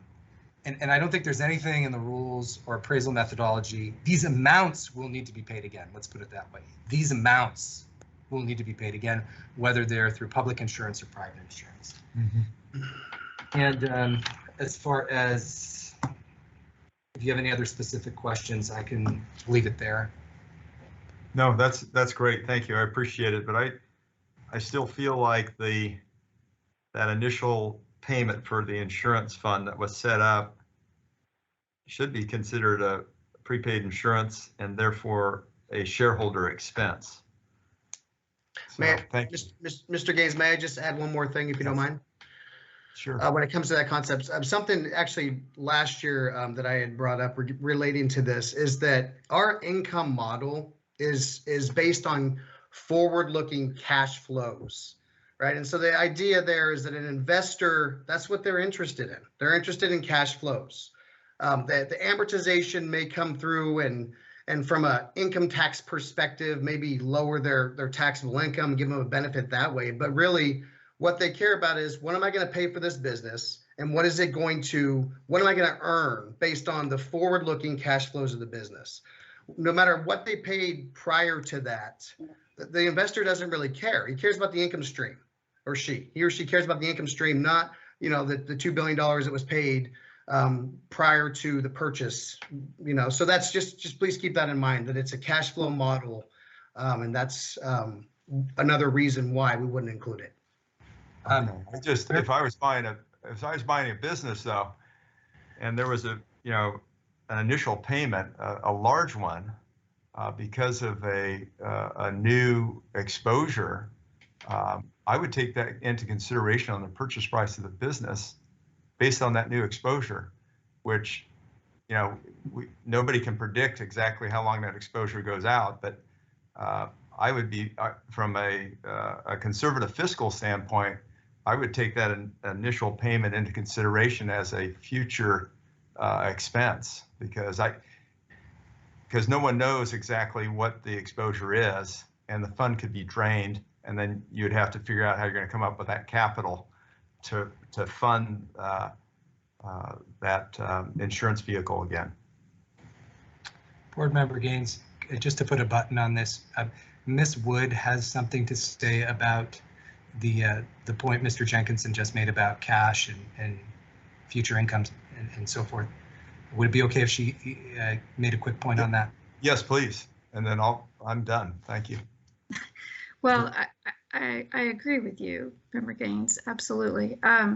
As far as the cash argument goes, I think that we need to level set each other. The SAPD and ourselves, because they use the cash payment argument in the context of the insurance. Oh, we paid it already, so it doesn't need to be taken into account, even though it gives us coverage over a 10-year period. Yet when we accrue the liability for the claims, those amounts get paid out over, I think we're projecting they'll be played out over a 5-year period. Mm-hmm. And the liability and the payment of the claims is completely ignored in our value. So I think we need to think about that argument a little bit. Mm-hmm. Yeah, I agree. Mr. Gaines, may I address that very briefly? Yes, sure. So in order for it to be any expense to be an ordinary expense and deductible, it needs to be cash flows, but that's a necessary but not sufficient condition. So in other words, just because it's cash flows doesn't mean that it's an ordinary expense that can be deducted. So in order to be deducted, that expense needs to be expected to be paid in the future, and it needs to be necessary to maintain and operate the property. And what we're saying is that for the lawsuit liability accruals, those are not going to, that liability does not affect the value of the taxable property. Okay, very well. I disagree. Thank you. Thank you. With that, let me go with Controller Yee, then we'll go to Vice Chair Schaefer, and then I do see another hand here pop up from Member Cohen. Go ahead, Mrs. Controller Yee. Thank you, Mr. Chairman, and thank you to the petitioners for the presentation. And Mr. Takeisan, you're right, these issues are very familiar. And, I think part of what's really difficult and challenging with this case is that we're seeing, obviously some real-time events that are happening that obviously are affecting our petitioner. And what I wanted to say first and foremost, I appreciate the staff being open to looking at a number of these issues going forward. But at the end of the day, there are appraisal principles and really practices that we have relied upon to get to the best opinion of the unitary value for the petitioner. And I say this because it probably more than any other time when we have done valuation work on the board, I think our relationship with the regulatory agency and with the legislature is very key with respect to how many of these mechanisms are defined, how they're applied, how they're going to be characterized, and how we embrace them and understand them for valuation purposes. And so I will just say that there's a lot more up in the air than there are resolution to that. This board is not a policymaking board from a legislative perspective. And so what we have to go on, frankly, is how the legislature has set these mechanisms up.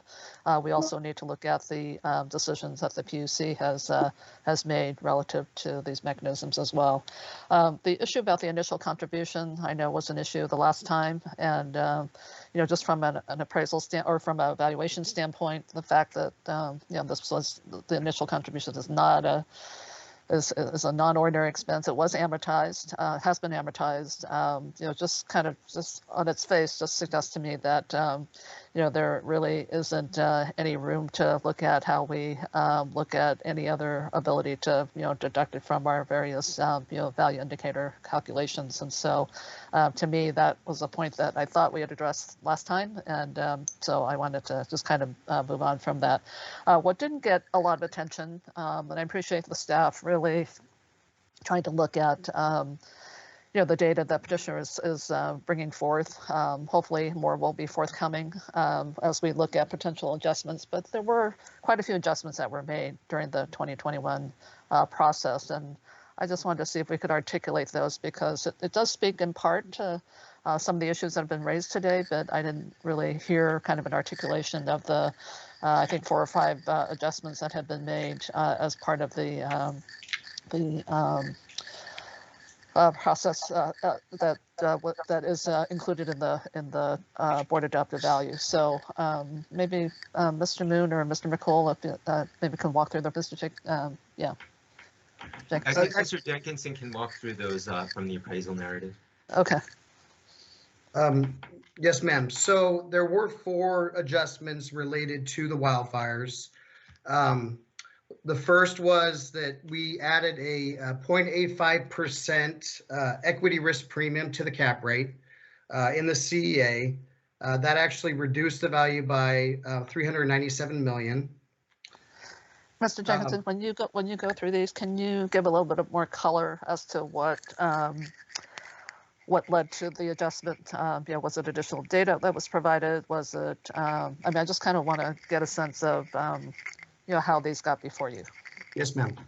Yes, ma'am. So the additional equity risk premium, the 0.85%, was actually presented to the CPUC. SCE had requested that they add that to their equity rate. The CPUC said that they thought that the wildfire fund fully mitigated the risk, and so they denied it. Edison did bring it to us prior to the valuation last year, and we decided to incorporate it. And really, because we wanted to make sure that we were mitigating all risk that was out there, that potentially was not being taken care of by the fund. So we did allow that when the CPUC did not. Okay, so you exceeded the CPUC's declaration about full mitigation. Exactly, yeah. Okay. So that adjustment reduced the overall value by $397 million. Okay. This year, yeah. So also by increasing the equity premium, we essentially it inadvertently creates a reduction in the HCLD, essentially because it's the value that you can say that the assets are devalued. I guess they're actually producing a lower income stream than what we would expect with the higher cap rate. So at any rate, that reduction was $1.4 billion to overall value. When it comes to the capital expenditures, the $1.3 billion, all that we did was removed essentially the value associated with an equity return. Just like last year, same exact calculation, and that was an overall reduction of $387 million. That was also presented to us by SCE a couple years ago, and so that's really where that came from. And then along with the wildfire funds, the annual contributions of $95 million, we considered that a normal operating expense. The only reason that we calculated it a little differently is because it had a defined 10-year life. So we couldn't put that into perpetuity in our CEA, but we did reduce the value by $148 million overall. So it ended up being about a $2.3 billion reduction to value for these 4 adjustments. Got it. Okay. Great. Appreciate that. Sure.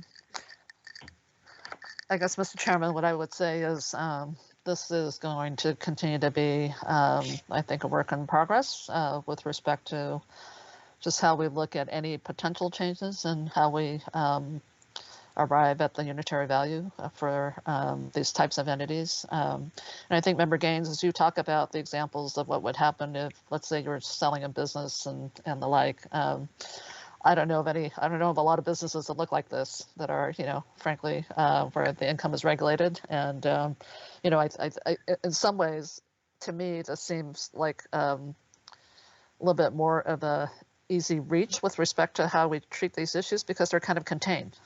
They're contained from a regulatory perspective. They're contained from a legislative perspective in terms of just how they've responded to how we should look at some of the risks that the petitioner has taken on with the wildfires.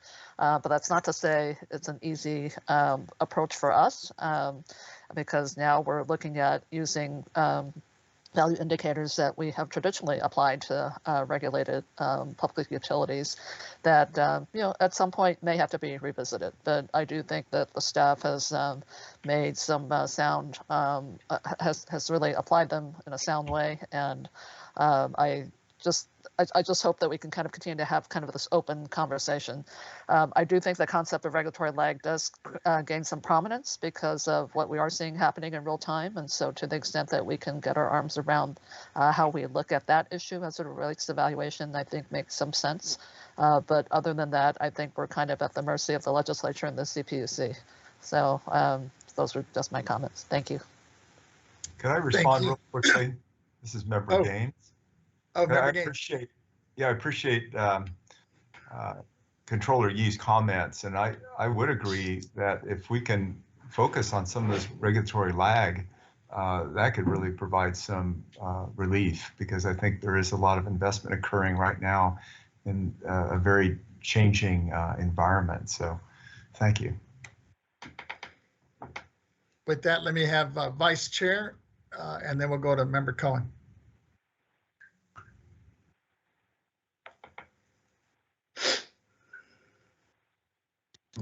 Unmuted. Yes. Thank you, Chair Vasquez.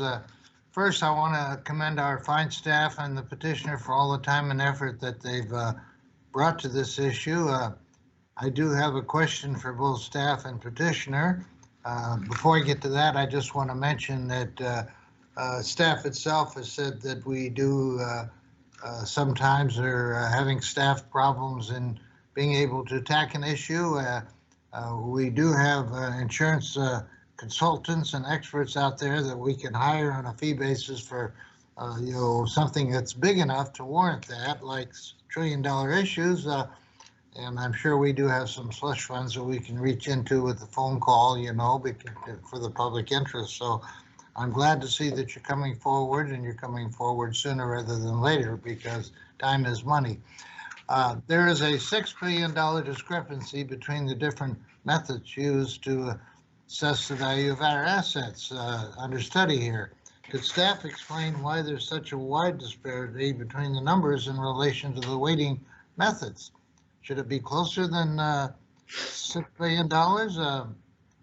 Can that be done without prejudice to either side? What is your response to that? Yes, sir. I can explain that. So, like I had kind of mentioned before, in petitioner's appeal, they had noted that it could take 2 to 4 years to be able to start earning on capital investments that they make, right? And so if we look in the past few years, here, where do I have that here? I think it was somewhere around, just say the last 3 years, I think it was about, so they spent $9 billion as an example in the past 3 years, right? And so if it takes 2 to 4 years to start earning on that, what that basically means is that the revenues that are hitting their income approach, the income approach model, aren't realizing revenues for those 9 billion, as like potentially some of them or all of them or whatever. So there's a substantial amount of revenue that isn't being earned on some of these assets and isn't being included in the CEA model, and therefore the CEA value is lower. And so what we're saying is, let's calculate, and so the petitioner is saying that they believe, and no, Mr. DeCasian is correct. We have not verify this in any way. And so they believe that it's due to obsolescence because of the wildfires. And so what we're saying is, hey, let's look at the data, let's get the data, and let's calculate, like what the regulatory lag amount is, and then we can see kind of where that's at and what portion of the regulatory lag makes up that difference. But it's definitely something that I think that we can really work on and maybe come to a resolution, hopefully, by looking at the numbers. Yeah, if I could just add very quickly, Mr. Schaefer, our guidance tells us that a difference between the two indicators in an ideal world would be very small. But in the real world, the value indicator differences are often large. Now, petitioner is stating that it's due to obsolescence because of wildfires, and we believe that it's mainly due to regulatory lag.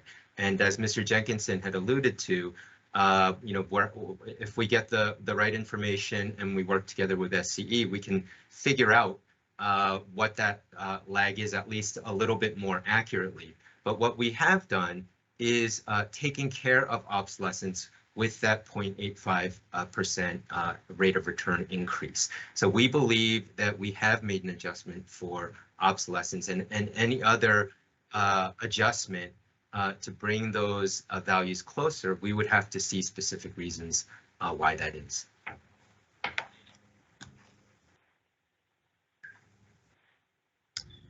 Thank you. Member Cohen. Oh, Okay. Was Kezia, did you have a follow-up on that? Well, I think Board Member Schaefer had asked for us to address the issue as well. We'll be brief so that. Sure, go ahead. Okay, so as to the $6 billion discrepancy, the fact that we're having this discussion, the fact that we're talking about regulatory lag and economic obsolescence, external obsolescence, suggests that HCLD is not reliable. The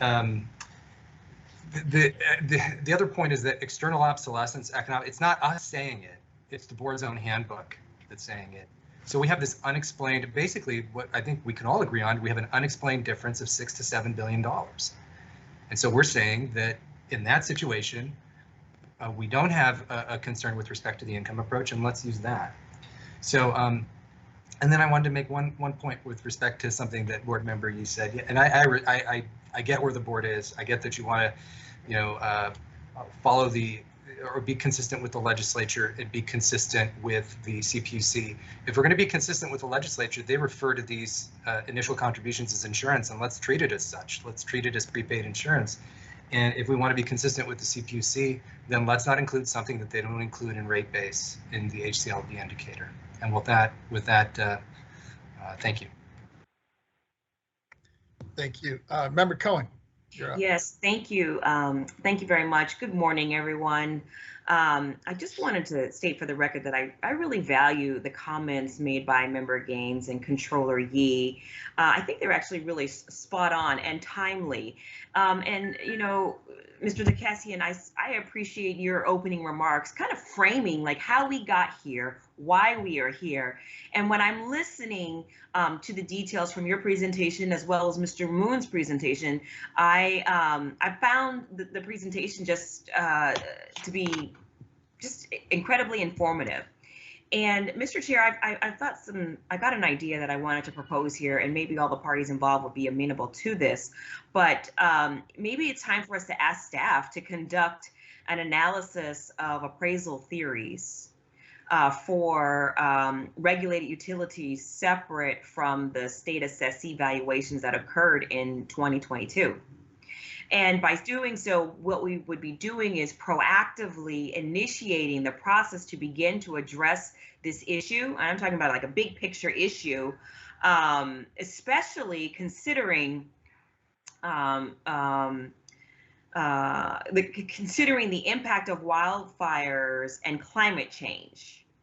And as a result of that analysis, we could then work together, maybe find a partner in the legislature to craft legislation and begin to move this conversation a little bit forward. Because, Mr. DeCassian, your argument resonated like, hey, this is what you said last year. And we know that wildfires, well, I'm not a climate change denier and understand the impacts of a lot of the decisions that we've made on our planet, the global impacts, and do expect that wildfires will be around. And although we're talking about this in context to the petitioner, to specifically to Edison, this is an issue that I think, quite frankly, are going to that other large companies are going to be facing as well. And so the Board of Equalization should be providing some framework, some guidance, even if it's in the form of this analysis that will inform future legislation. I'm just looking for a way to suggest a path forward. So I don't want to go too far in my remarks, but looking for a pathway forward, and perhaps the Board of Equalization could ask the staff to conduct this analysis. So I will put that out there and look forward to your comments. Maybe the executive director could weigh in. I'd love to hear what Ms. Fleming's thoughts are. Thank you. Let me just finish the questions. I see a hand coming back from our controller, Ms. Yee. Thank you, Mr. Chairman. And thank you, Member Cohen, for the suggestion. I just want to make a note of caution that this board not veer beyond our jurisdiction.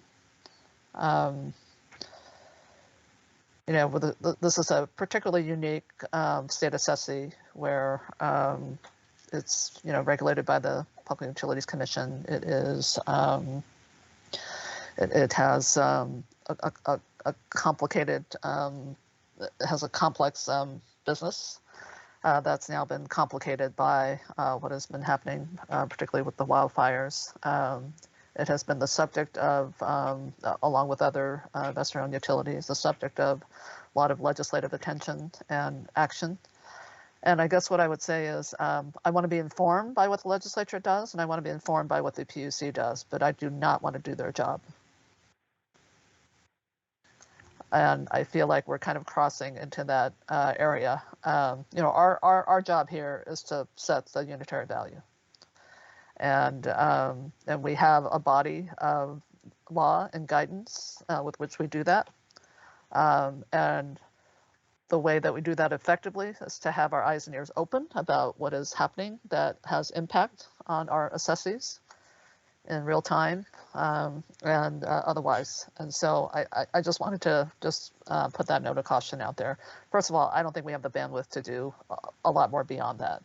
And I have a lot of regard for our team and our staff that, you know, we don't do rate cases, we don't legislate, we're not insurance experts, but we can be informed by the actions that are taken by the other entities that have impact on the state assessee. And so I just wanted to kind of frame that a little bit, because I think within the jurisdiction of setting the unitary value, there are issues that we can look at and be informed by those entities. And which is why I thought also that the staff's initial opening around looking at the issue of regulatory lag makes sense. And that could have an impact in some respects on the valuation. Thank you. I just had a comment, and maybe kind of ties into this, and it sounds like, you know, many of us are having a little bit frustrated with this because we're kind of in a unique situation here, you know, given what's been going on, especially with these wildfires.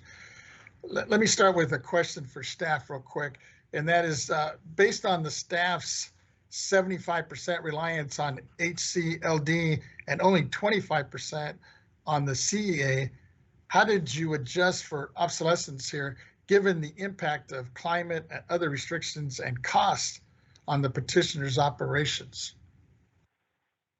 Mr. Chair, so what we primarily did was relied on CPUC and what petitioner, the information that petitioner gave to CPUC. So Mr. Jenkinson had mentioned the increase in the rate of return that was specifically requested by petitioner of CPUC because of these wildfire risks.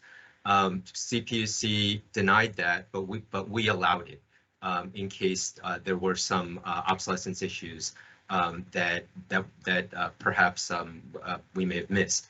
And so we allowed that increased rate of return. And again, as Mr. Jenkinson had mentioned, that resulted in about a $1.8 billion reduction.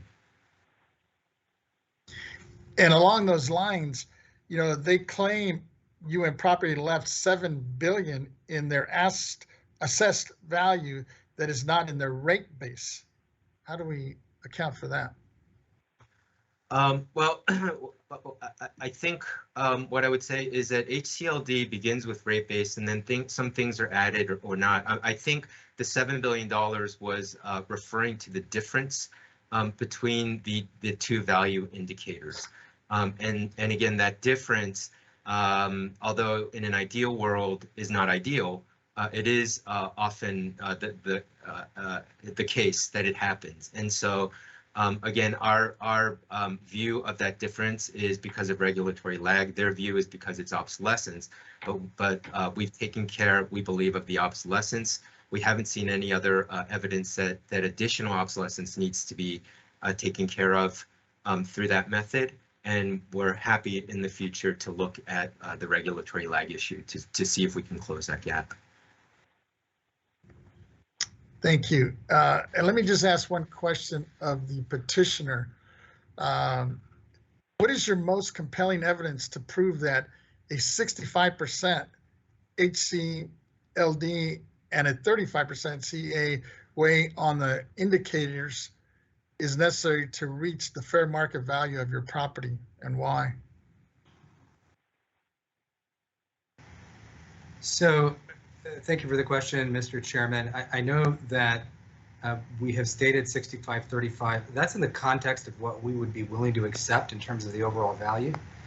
Our position is clear on this. We've always stated that the income indicator should be given more weight than the cost indicator for all the reasons we've mentioned before. So as far as the evidence, the beyond what we've provided in the value setting season and staff, I mean, I'd just say, you know, this is the perfect case for application of the income approach.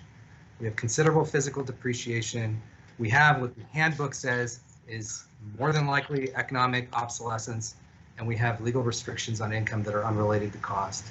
So that would be my answer there. Income all the way here. Cost is totally unreliable. Thank you. I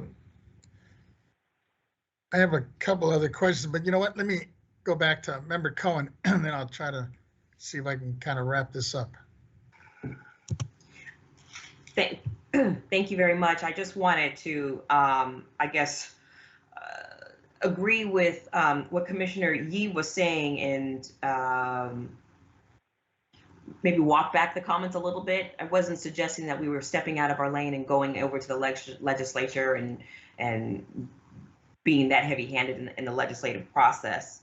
But, you know, overall, I don't know if Brenda, you know, Fleming had any thoughts that she wanted to share with us about what I was proposing. I mean, I was just basically asking staff to conduct an analysis.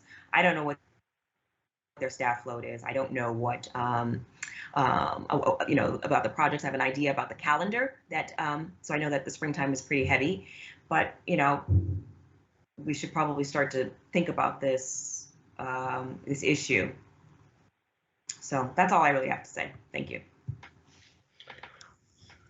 Okay, seeing no other hands or comments up, let me just take a stab at this. It says, while I agree with the petitioner that the regulatory landscape has changed, you know, climate, wildfires, and other requirements have an impact on its operations and the use of their property, I am not sure that their request for such a significant change in the weighing of the indicators is completely justified. What we've been doing for the last 10 years should maybe should be changed, but 10% is a lot for a business this large. I may be open to partially granting something less than 10% because I think we need to test the waters and adjust the new landscape I am very open to suggestions from the members and from staff. Most importantly, what SAPD, please make a few or take a few minutes, I guess, to provide and think of what possible recommendations or partial adjustments people would be comfortable with.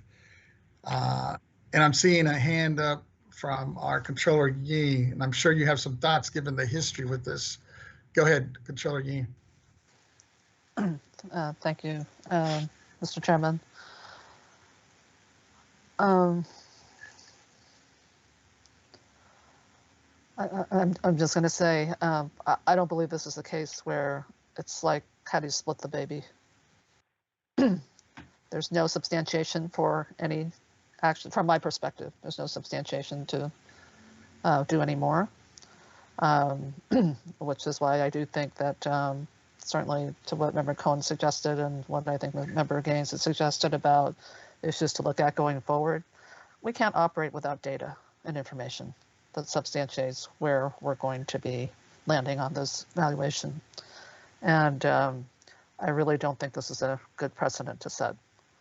But going forward, and let me just say, I wanted to add to Member Cohn's remarks, maybe to not add to the staff's workload. It would be nice when we actually have the hearing leading up to value setting, that perhaps that be a time that we can maybe do an inventory of issues that may seem ripe to take on for analysis. And that could be based on information you're getting from the assessees at that particular time. But I just think, coming up with a number that then, that brings us right back to this place next year about how we're going to set the value, because we don't have a basis for setting the value, is not helpful. Okay. Thank you. I appreciate, one, your history and your comments on that. Well, let me see. Well, I was going to ask the members, I guess, pretty much we're at a point now where we need to either grant the petitioner in full or partially grant the petition or deny the petition entirely based on the views and arguments and the evidence presented. What is the thoughts and ideas of the members? Well, I see a hand now coming up from Member Gaines. Go ahead, Member Gaines. Yeah, thank you. I'm just wondering, can we have staff take a look at this historical versus earnings approach? I mean, is there, to what degree has the staff already looked at this issue? And to what degree could that be adjusted based on the arguments that were presented today? And I don't think we should come up with a particular number. I'm just wondering if we should look at it and figure out if we handle it in the right way in terms of the valuation. Mr. Gaines, this is Richard Moon from the legal department. That is an issue that we do look at, and if you would like, Jack Nicole, the chief of SAPD, can explain to you what SAPD did this year. And as we look at this issue next year, I think one of the areas where we would want to delve a little bit further, and it sounds like petitioner is fully on board with looking at it, is to see if a difference between the indicators is due to regulatory lag. And so hopefully with some information, we would be able to at least bridge the difference a little bit. But if you would like, Mr. Nicole would be happy to fill you in on sort of our process each year and what we did this year. Okay, I guess the question I have is, were the comments that were made by the petitioner such that staff would take a look at the concerns addressed with this allocation of 75-25 between the HCLD and the CEA? Yeah, so the information that we look at and specifically going forward with petitioner and in general may inform a change in the weighting. And if that's the case, And if that's where the numbers and the information lead, we're more than happy to make that change. Okay, so is that something that would be looked at based on direction of this board? Or are we talking about the next year? Well, yeah, I think at this point we're talking about next year, and that's a process that we go through each year to review and make sure that the weightings are appropriate.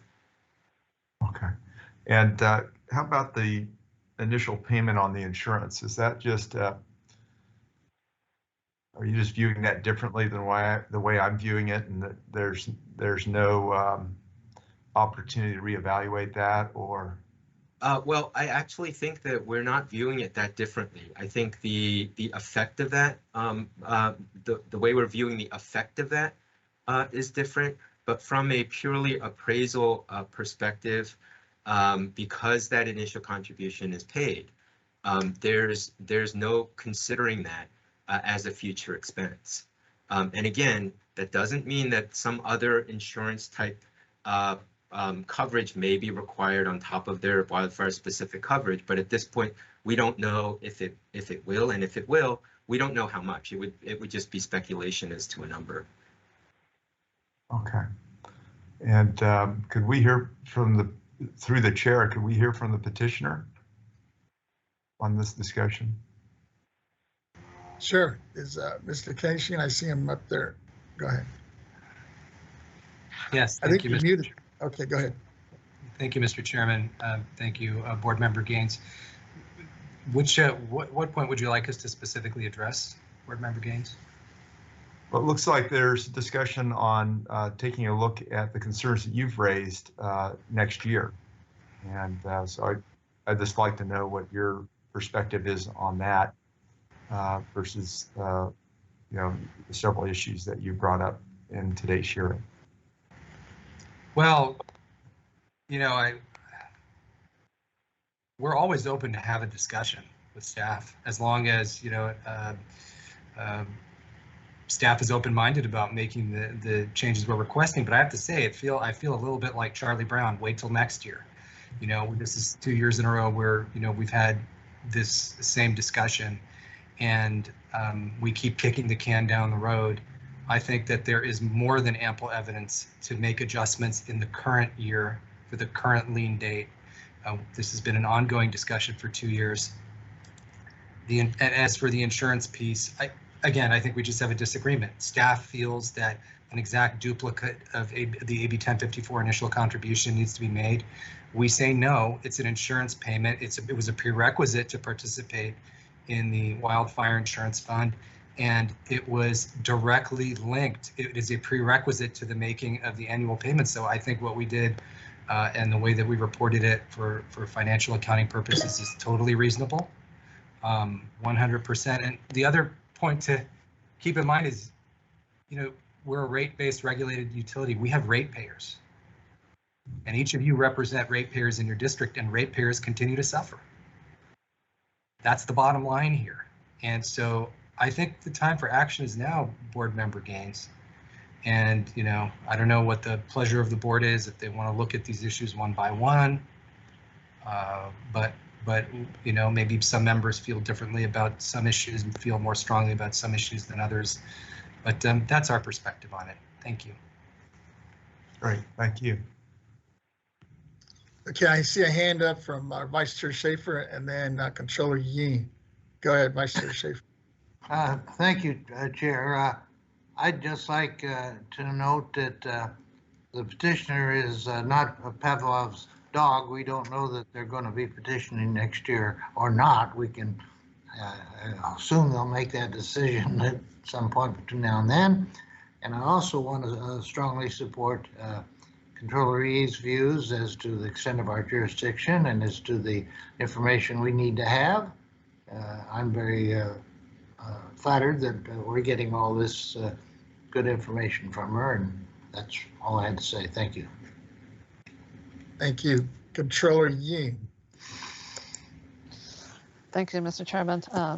I'm sorry, I'm kind of piping up a lot today, but you know, I just had a suggestion to make, and perhaps what we could do next year, just putting this case aside for a moment, is I'd like to see maybe a board education session on not just basics of value setting, but really kind of the process of how the staff goes through with applying the value indicators and the whole reconciliation process. Because there have been times in the past when we've had these appeals where we have adjusted the weighting, albeit slightly, but there was a basis for doing so.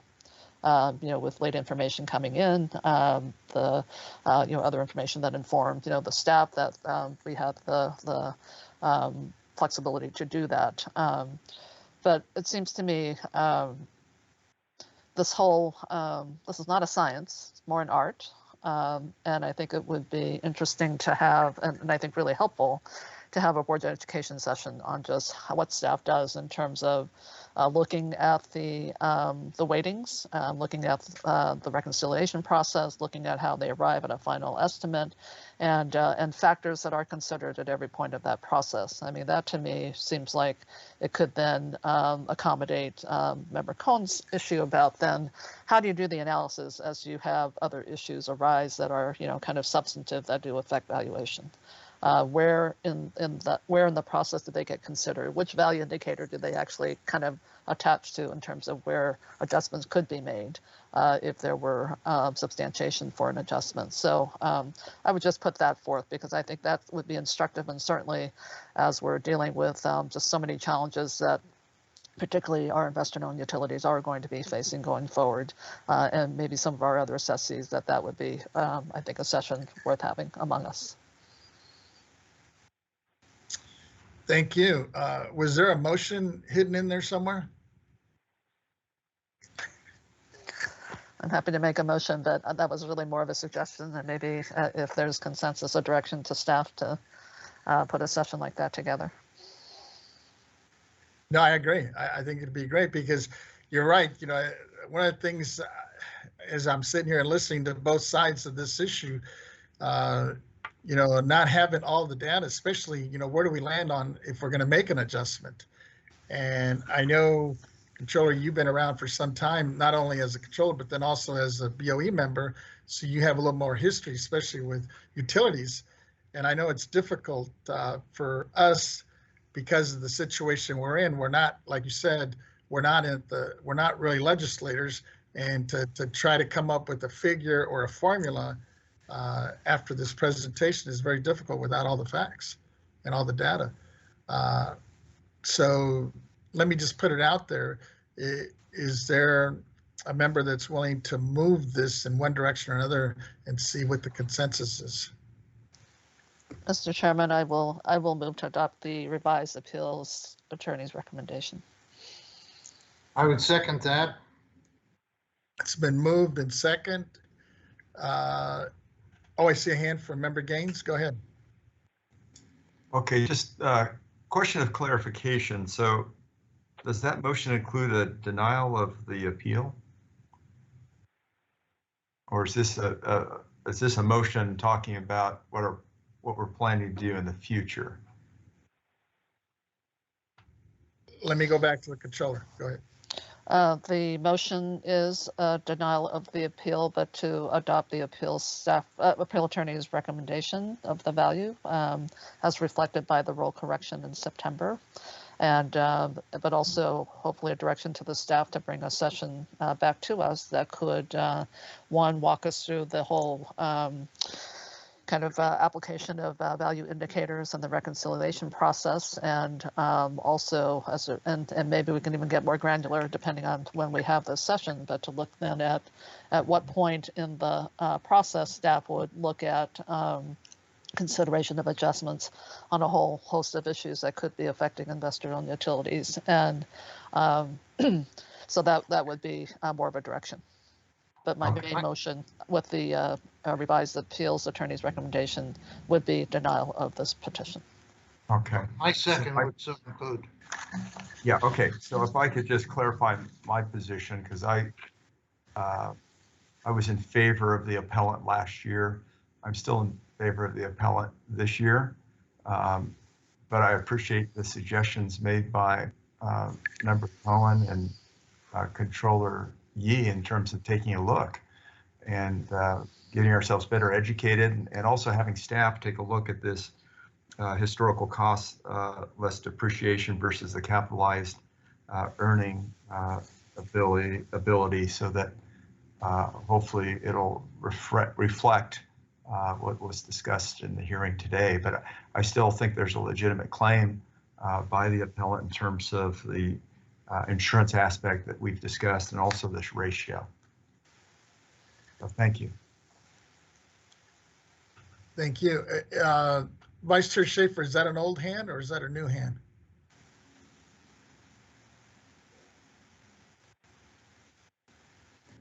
It's an old hand and I'm trying to get rid of it, and I'm not seeing where. Okay. See no other hands or comments at this point. Ms. Taylor, could you reinstate the motion and then have a call for the vote here? Chairman Vasquez, I think we do need to go to public comment. Oh, I'm sorry, you're right. Is there any, do we have, first of all, any written comments before we go to AT&T? We do not have any written comments. Okay, can we check with AT&T? Certainly. AT&T moderator, please let us know if there is anyone on the line who would like to make a public comment regarding this matter. Ladies and gentlemen, if you wish to make a comment, you may press 1 and 0 at this time. You may withdraw your comment at any time by repeating the 1-0 command. If you're using a speakerphone, please pick up the handset before pressing the numbers. Once again, if you have a comment, you may press 1 and 0 at this time.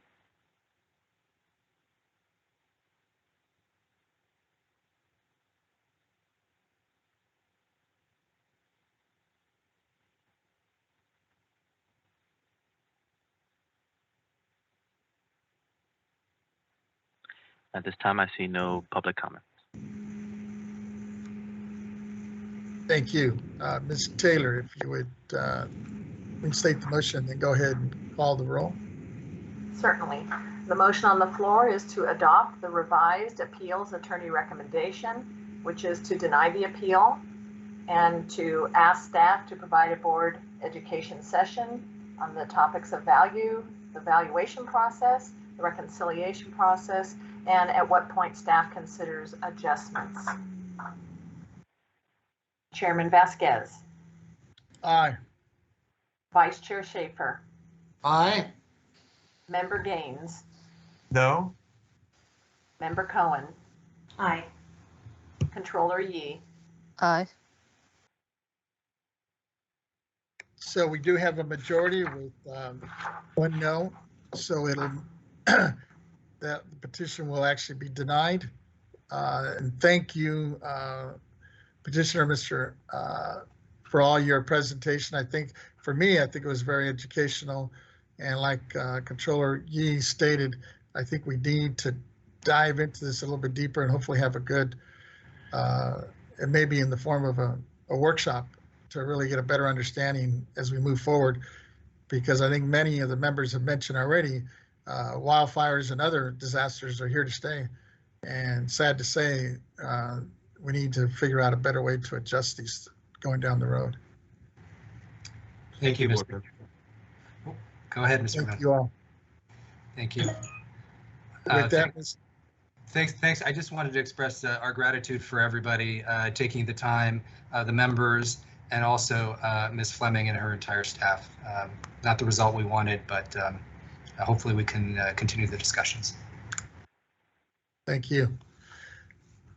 With that, Ms. Taylor, if you could please call the next item. Our next item is E3, Tax Program Non-Appearance Matters, Adjudicatory, Legal Appeals, Property Tax Matters, Petitions for Reassessment of Unitary Value. A, CCFC Sutter Energy LLC, 1132, SAU 21-021. B, Delta Energy Center LLC, 1128, SAU 21-022. C, Los Esteros Critical Energy Facility LLC, 1143, SAU 21-024. D, Metcalf Energy Center LLC 1133, SAU 21-025. E, Otay Mesa Generating Company LLC 1134, SAU 21-026. F, Pastoria Energy Facility LLC 1131, SAU 21-027. G, Russell City Energy Company LLC 1151, SAU 21-028. Contribution disclosure forms are required pursuant to Government Code Section 15626.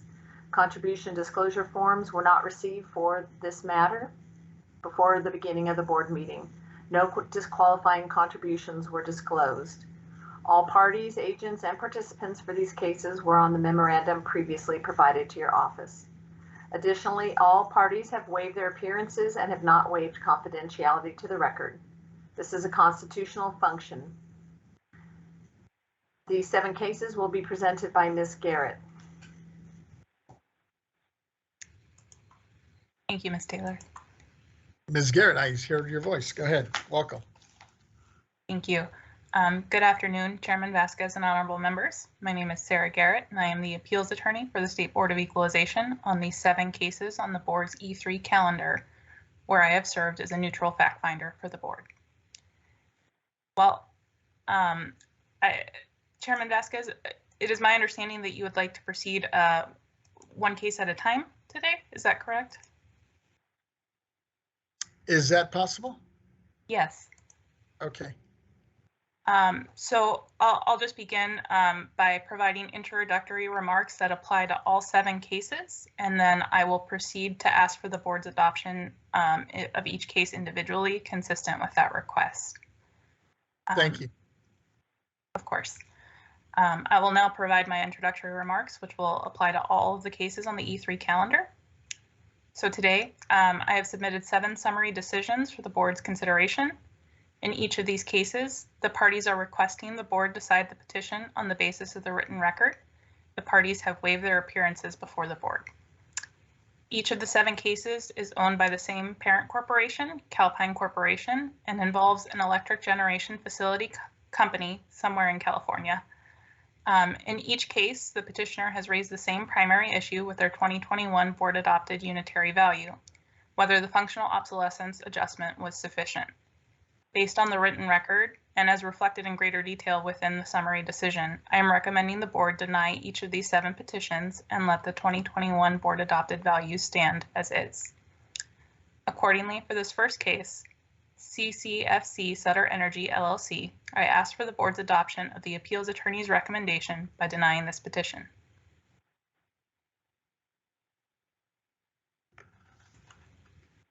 Members, are there any questions of Ms. Garrett at this point? Seeing no hands. You want to go ahead and continue, Ms. Garrett, or we need to take a vote before you move on to the next one? It is at your pleasure, sir. If you would like the board to take them up individually, you may proceed to a motion at this time. Let me entertain, well, if there's no other hands or questions, I would go ahead and move adopt the staff's recommendation on this.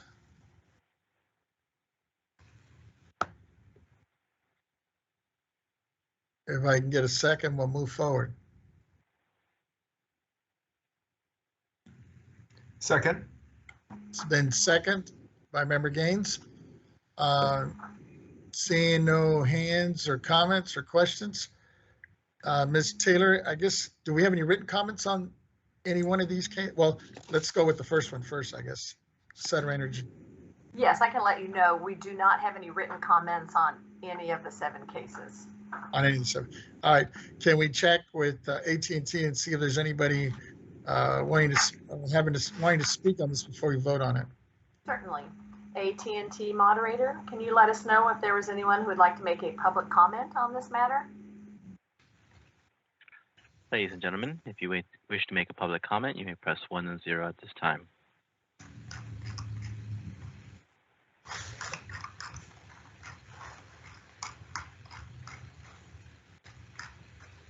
And at this time, there's no one in queue. Thank you. Member Gaines, is that a hand or a new one or an old one? That's a new one. If I could just ask a question, Sure. Ms. Garrett, and could you give us a little background in terms of the nature of these legal appeal property tax matters? Because aren't these issues that could have been brought forward by the appellant individually for a public hearing? Or am I wrong on that? Thank you, Member Gaines. So the petitioners have not waived their confidentiality to these petitions and have elected to waive their appearance before the board. But you are correct, it is their right, should they choose to advocate for their positions before the board, similar to the B case that was heard earlier this morning.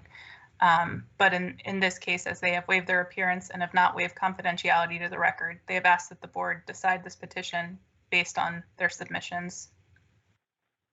But it just seems a bit odd to me, because if the appellant was really concerned, then they would have brought this forward in a public hearing. So I'm trying to kind of figure out, what is the purpose of these moving forward and on our agenda when the applicant's not making a presentation, or the appellant.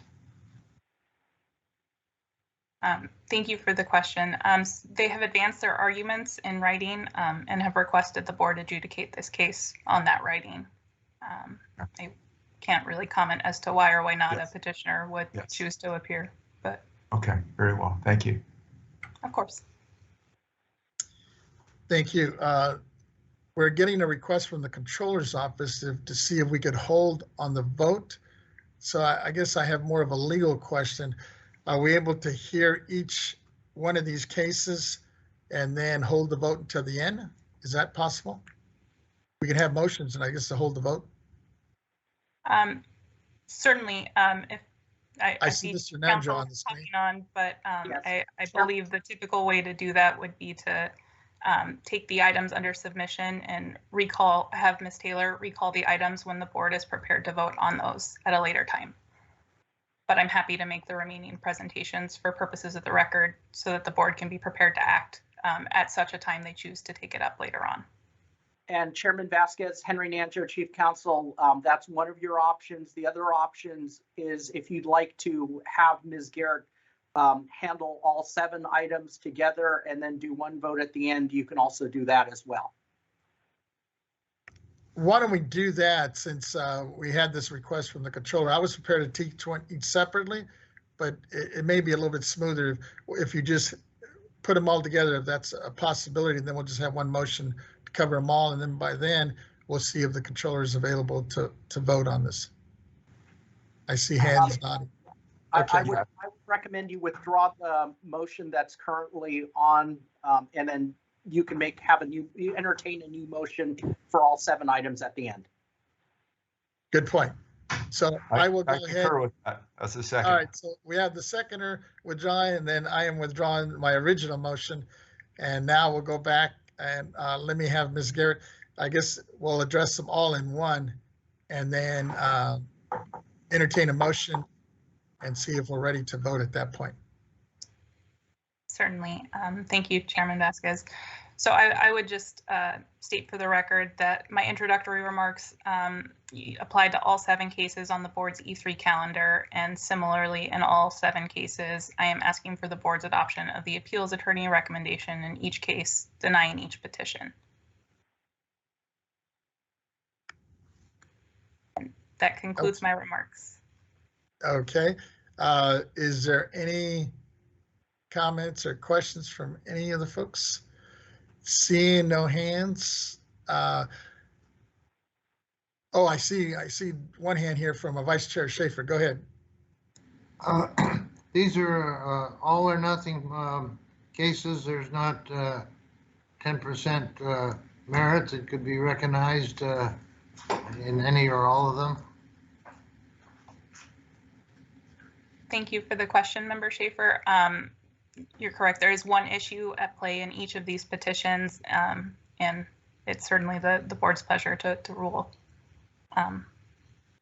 But in my view, with respect to what the petitioner is requesting, it is truly a sort of an all or nothing issue, to use your words.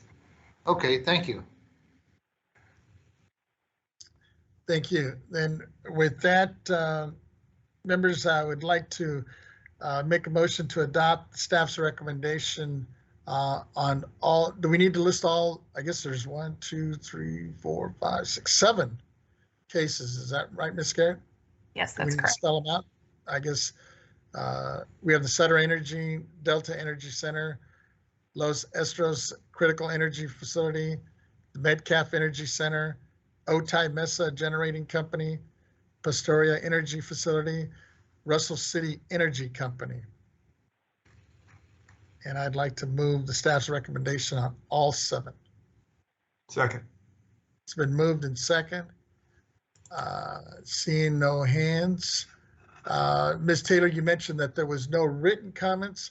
Can we now ask for AT&T and see if there's anybody on the line who wishes to speak on any one of these 7? Yes. AT&T moderator, can you let us know if there is anyone who would like to make a public comment on all 7 of these matters? If you'd like to make a public comment on these 7 matters, please press 1, then 0 on your telephone. Again, that's 1, then 0 for public comment at this time.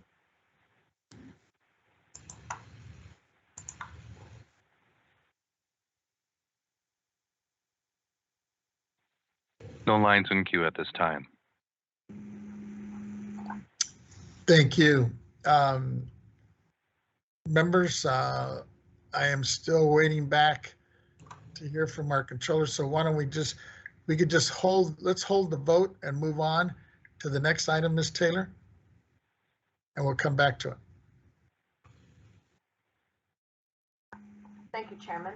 Our next item is G1, rulemaking, proposed property tax rule 462.540, proposed adoption of modifications to property tax rule 462.540, change in ownership, base year value transfers to implement and make specific provisions of section 2.1 of Article 13A of the California Constitution and Revenue and Tax Code section 69.6. This matter will be presented by Mr. Moon.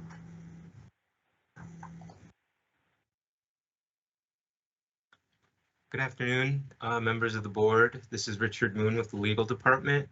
As you know, the board adopted proposed property tax rule 462.540, which is the change in ownership rule dealing with Prop 19 and base year value transfers at the August board meeting after a public hearing. Subsequent to the board's adoption, staff submitted the rulemaking file to the Office of Administrative Law, who reviewed the rule and the file and requested that we make several changes that necessitated our reissuing the rule and allowing a 15-day period for comments to be submitted. However, no changes to the operation or meaning of the rule were made. The notice to the modifications to the rule, as well as an addendum to the initial statement of reasons, were published on November 16, 2021. 2 comments, I believe, were received, which will be responded to in the final statement of reasons, as is required by the Administrative Procedure Act. And those comments do not change staff's view or recommendation for the board to adopt this proposed rule as modified. And so we recommend that the board would adopt this rule. And upon the rule adoption, if the board should do so, we would amend the rulemaking file and resubmit that to the OAL. Thank you. Thank you for your presentation, Mr. Moon. I have 2 questions. Because 2 of the changes requested by OAL seem pretty significant to me. First, the definition of a full cash value. On page 4, the words, the new date new construction was completed are deleted and the date newly constructed is substituted. When it comes to value, isn't the date the new construction is completed correct and the most accurate? So the date the new construction was, I'm just looking for the exact change to which you're referring so that I don't speak incorrectly. It's on page 4, I believe. Yes, I see that now. Yeah, so it doesn't change the meaning of that definition. So that's in the definitional section, and it would still be the date that the new construction is completed. It just changes that phrase from new construction was completed to newly constructed. Thank you. Second question, why is example number 12 dealing with the replacement value of new construction on page 8 deleted entirely with no substitute or replacement? So for that example, that part of the rule in which that example is located has to do with, or as part of it, has to do with the definition of equal or lesser value. And as you may recall, this rule was published prior to SB 539.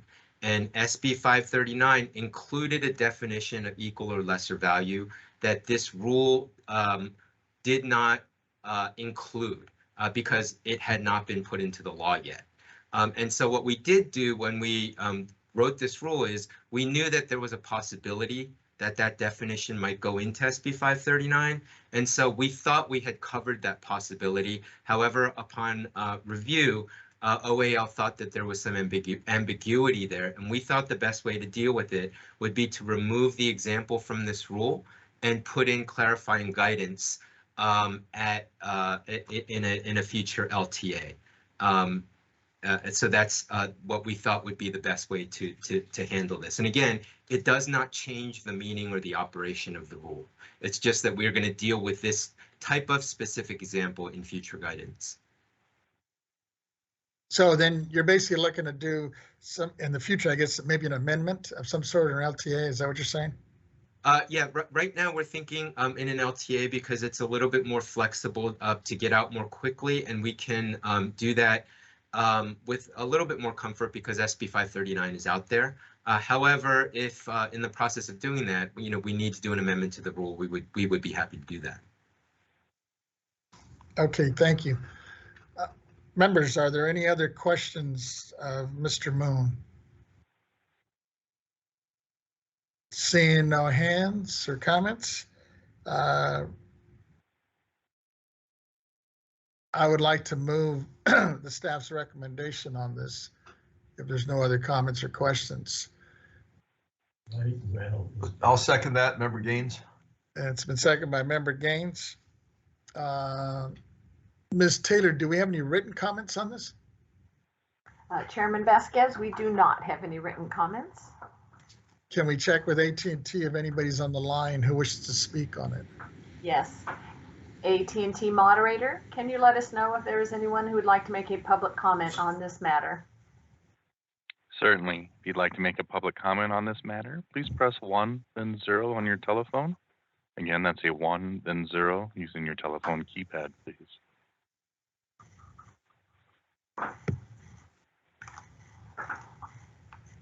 Thank you. There are no lines in queue. Okay, let me ask Ms. Stowers, we're okay to vote on this one, right? I don't think this is a constitutional item. Yes, right? I'm prepared to vote on this item. Okay, then we will go ahead. Ms. Taylor, if you would please call the roll on the motion. Chairman Vasquez? Aye. Vice Chair Schaefer? Aye. Member Gaines? Aye. Member Cohen? Aye. Deputy Controller Stowers? Aye. So that's unanimous of all those present. With that, members, I was wondering if we can take a short break and give the controller an opportunity to come back. And I'm hearing that if we try to reconvene, let's say around 12:50, it's 12:37 now, she should be with us so we can, one, take up the vote and then continue on with the meeting. unless I'm seeing, now I see a nod there from our executive director. I also wanted to be sensitive to staff. Is that sufficient? Because I know we've gone kind of straight through and we're cutting right through lunch here. Chairman, if you'd like, we could certainly take a break and then reconvene at maybe 1. Okay. Keep us on schedule. Why don't we do that? Why don't we take a break and we'll reconvene at 1 o'clock and then take up the vote and then continue with the agenda. Okay, very good. Thank you, members. Thank you all. Just remember to mute your mics.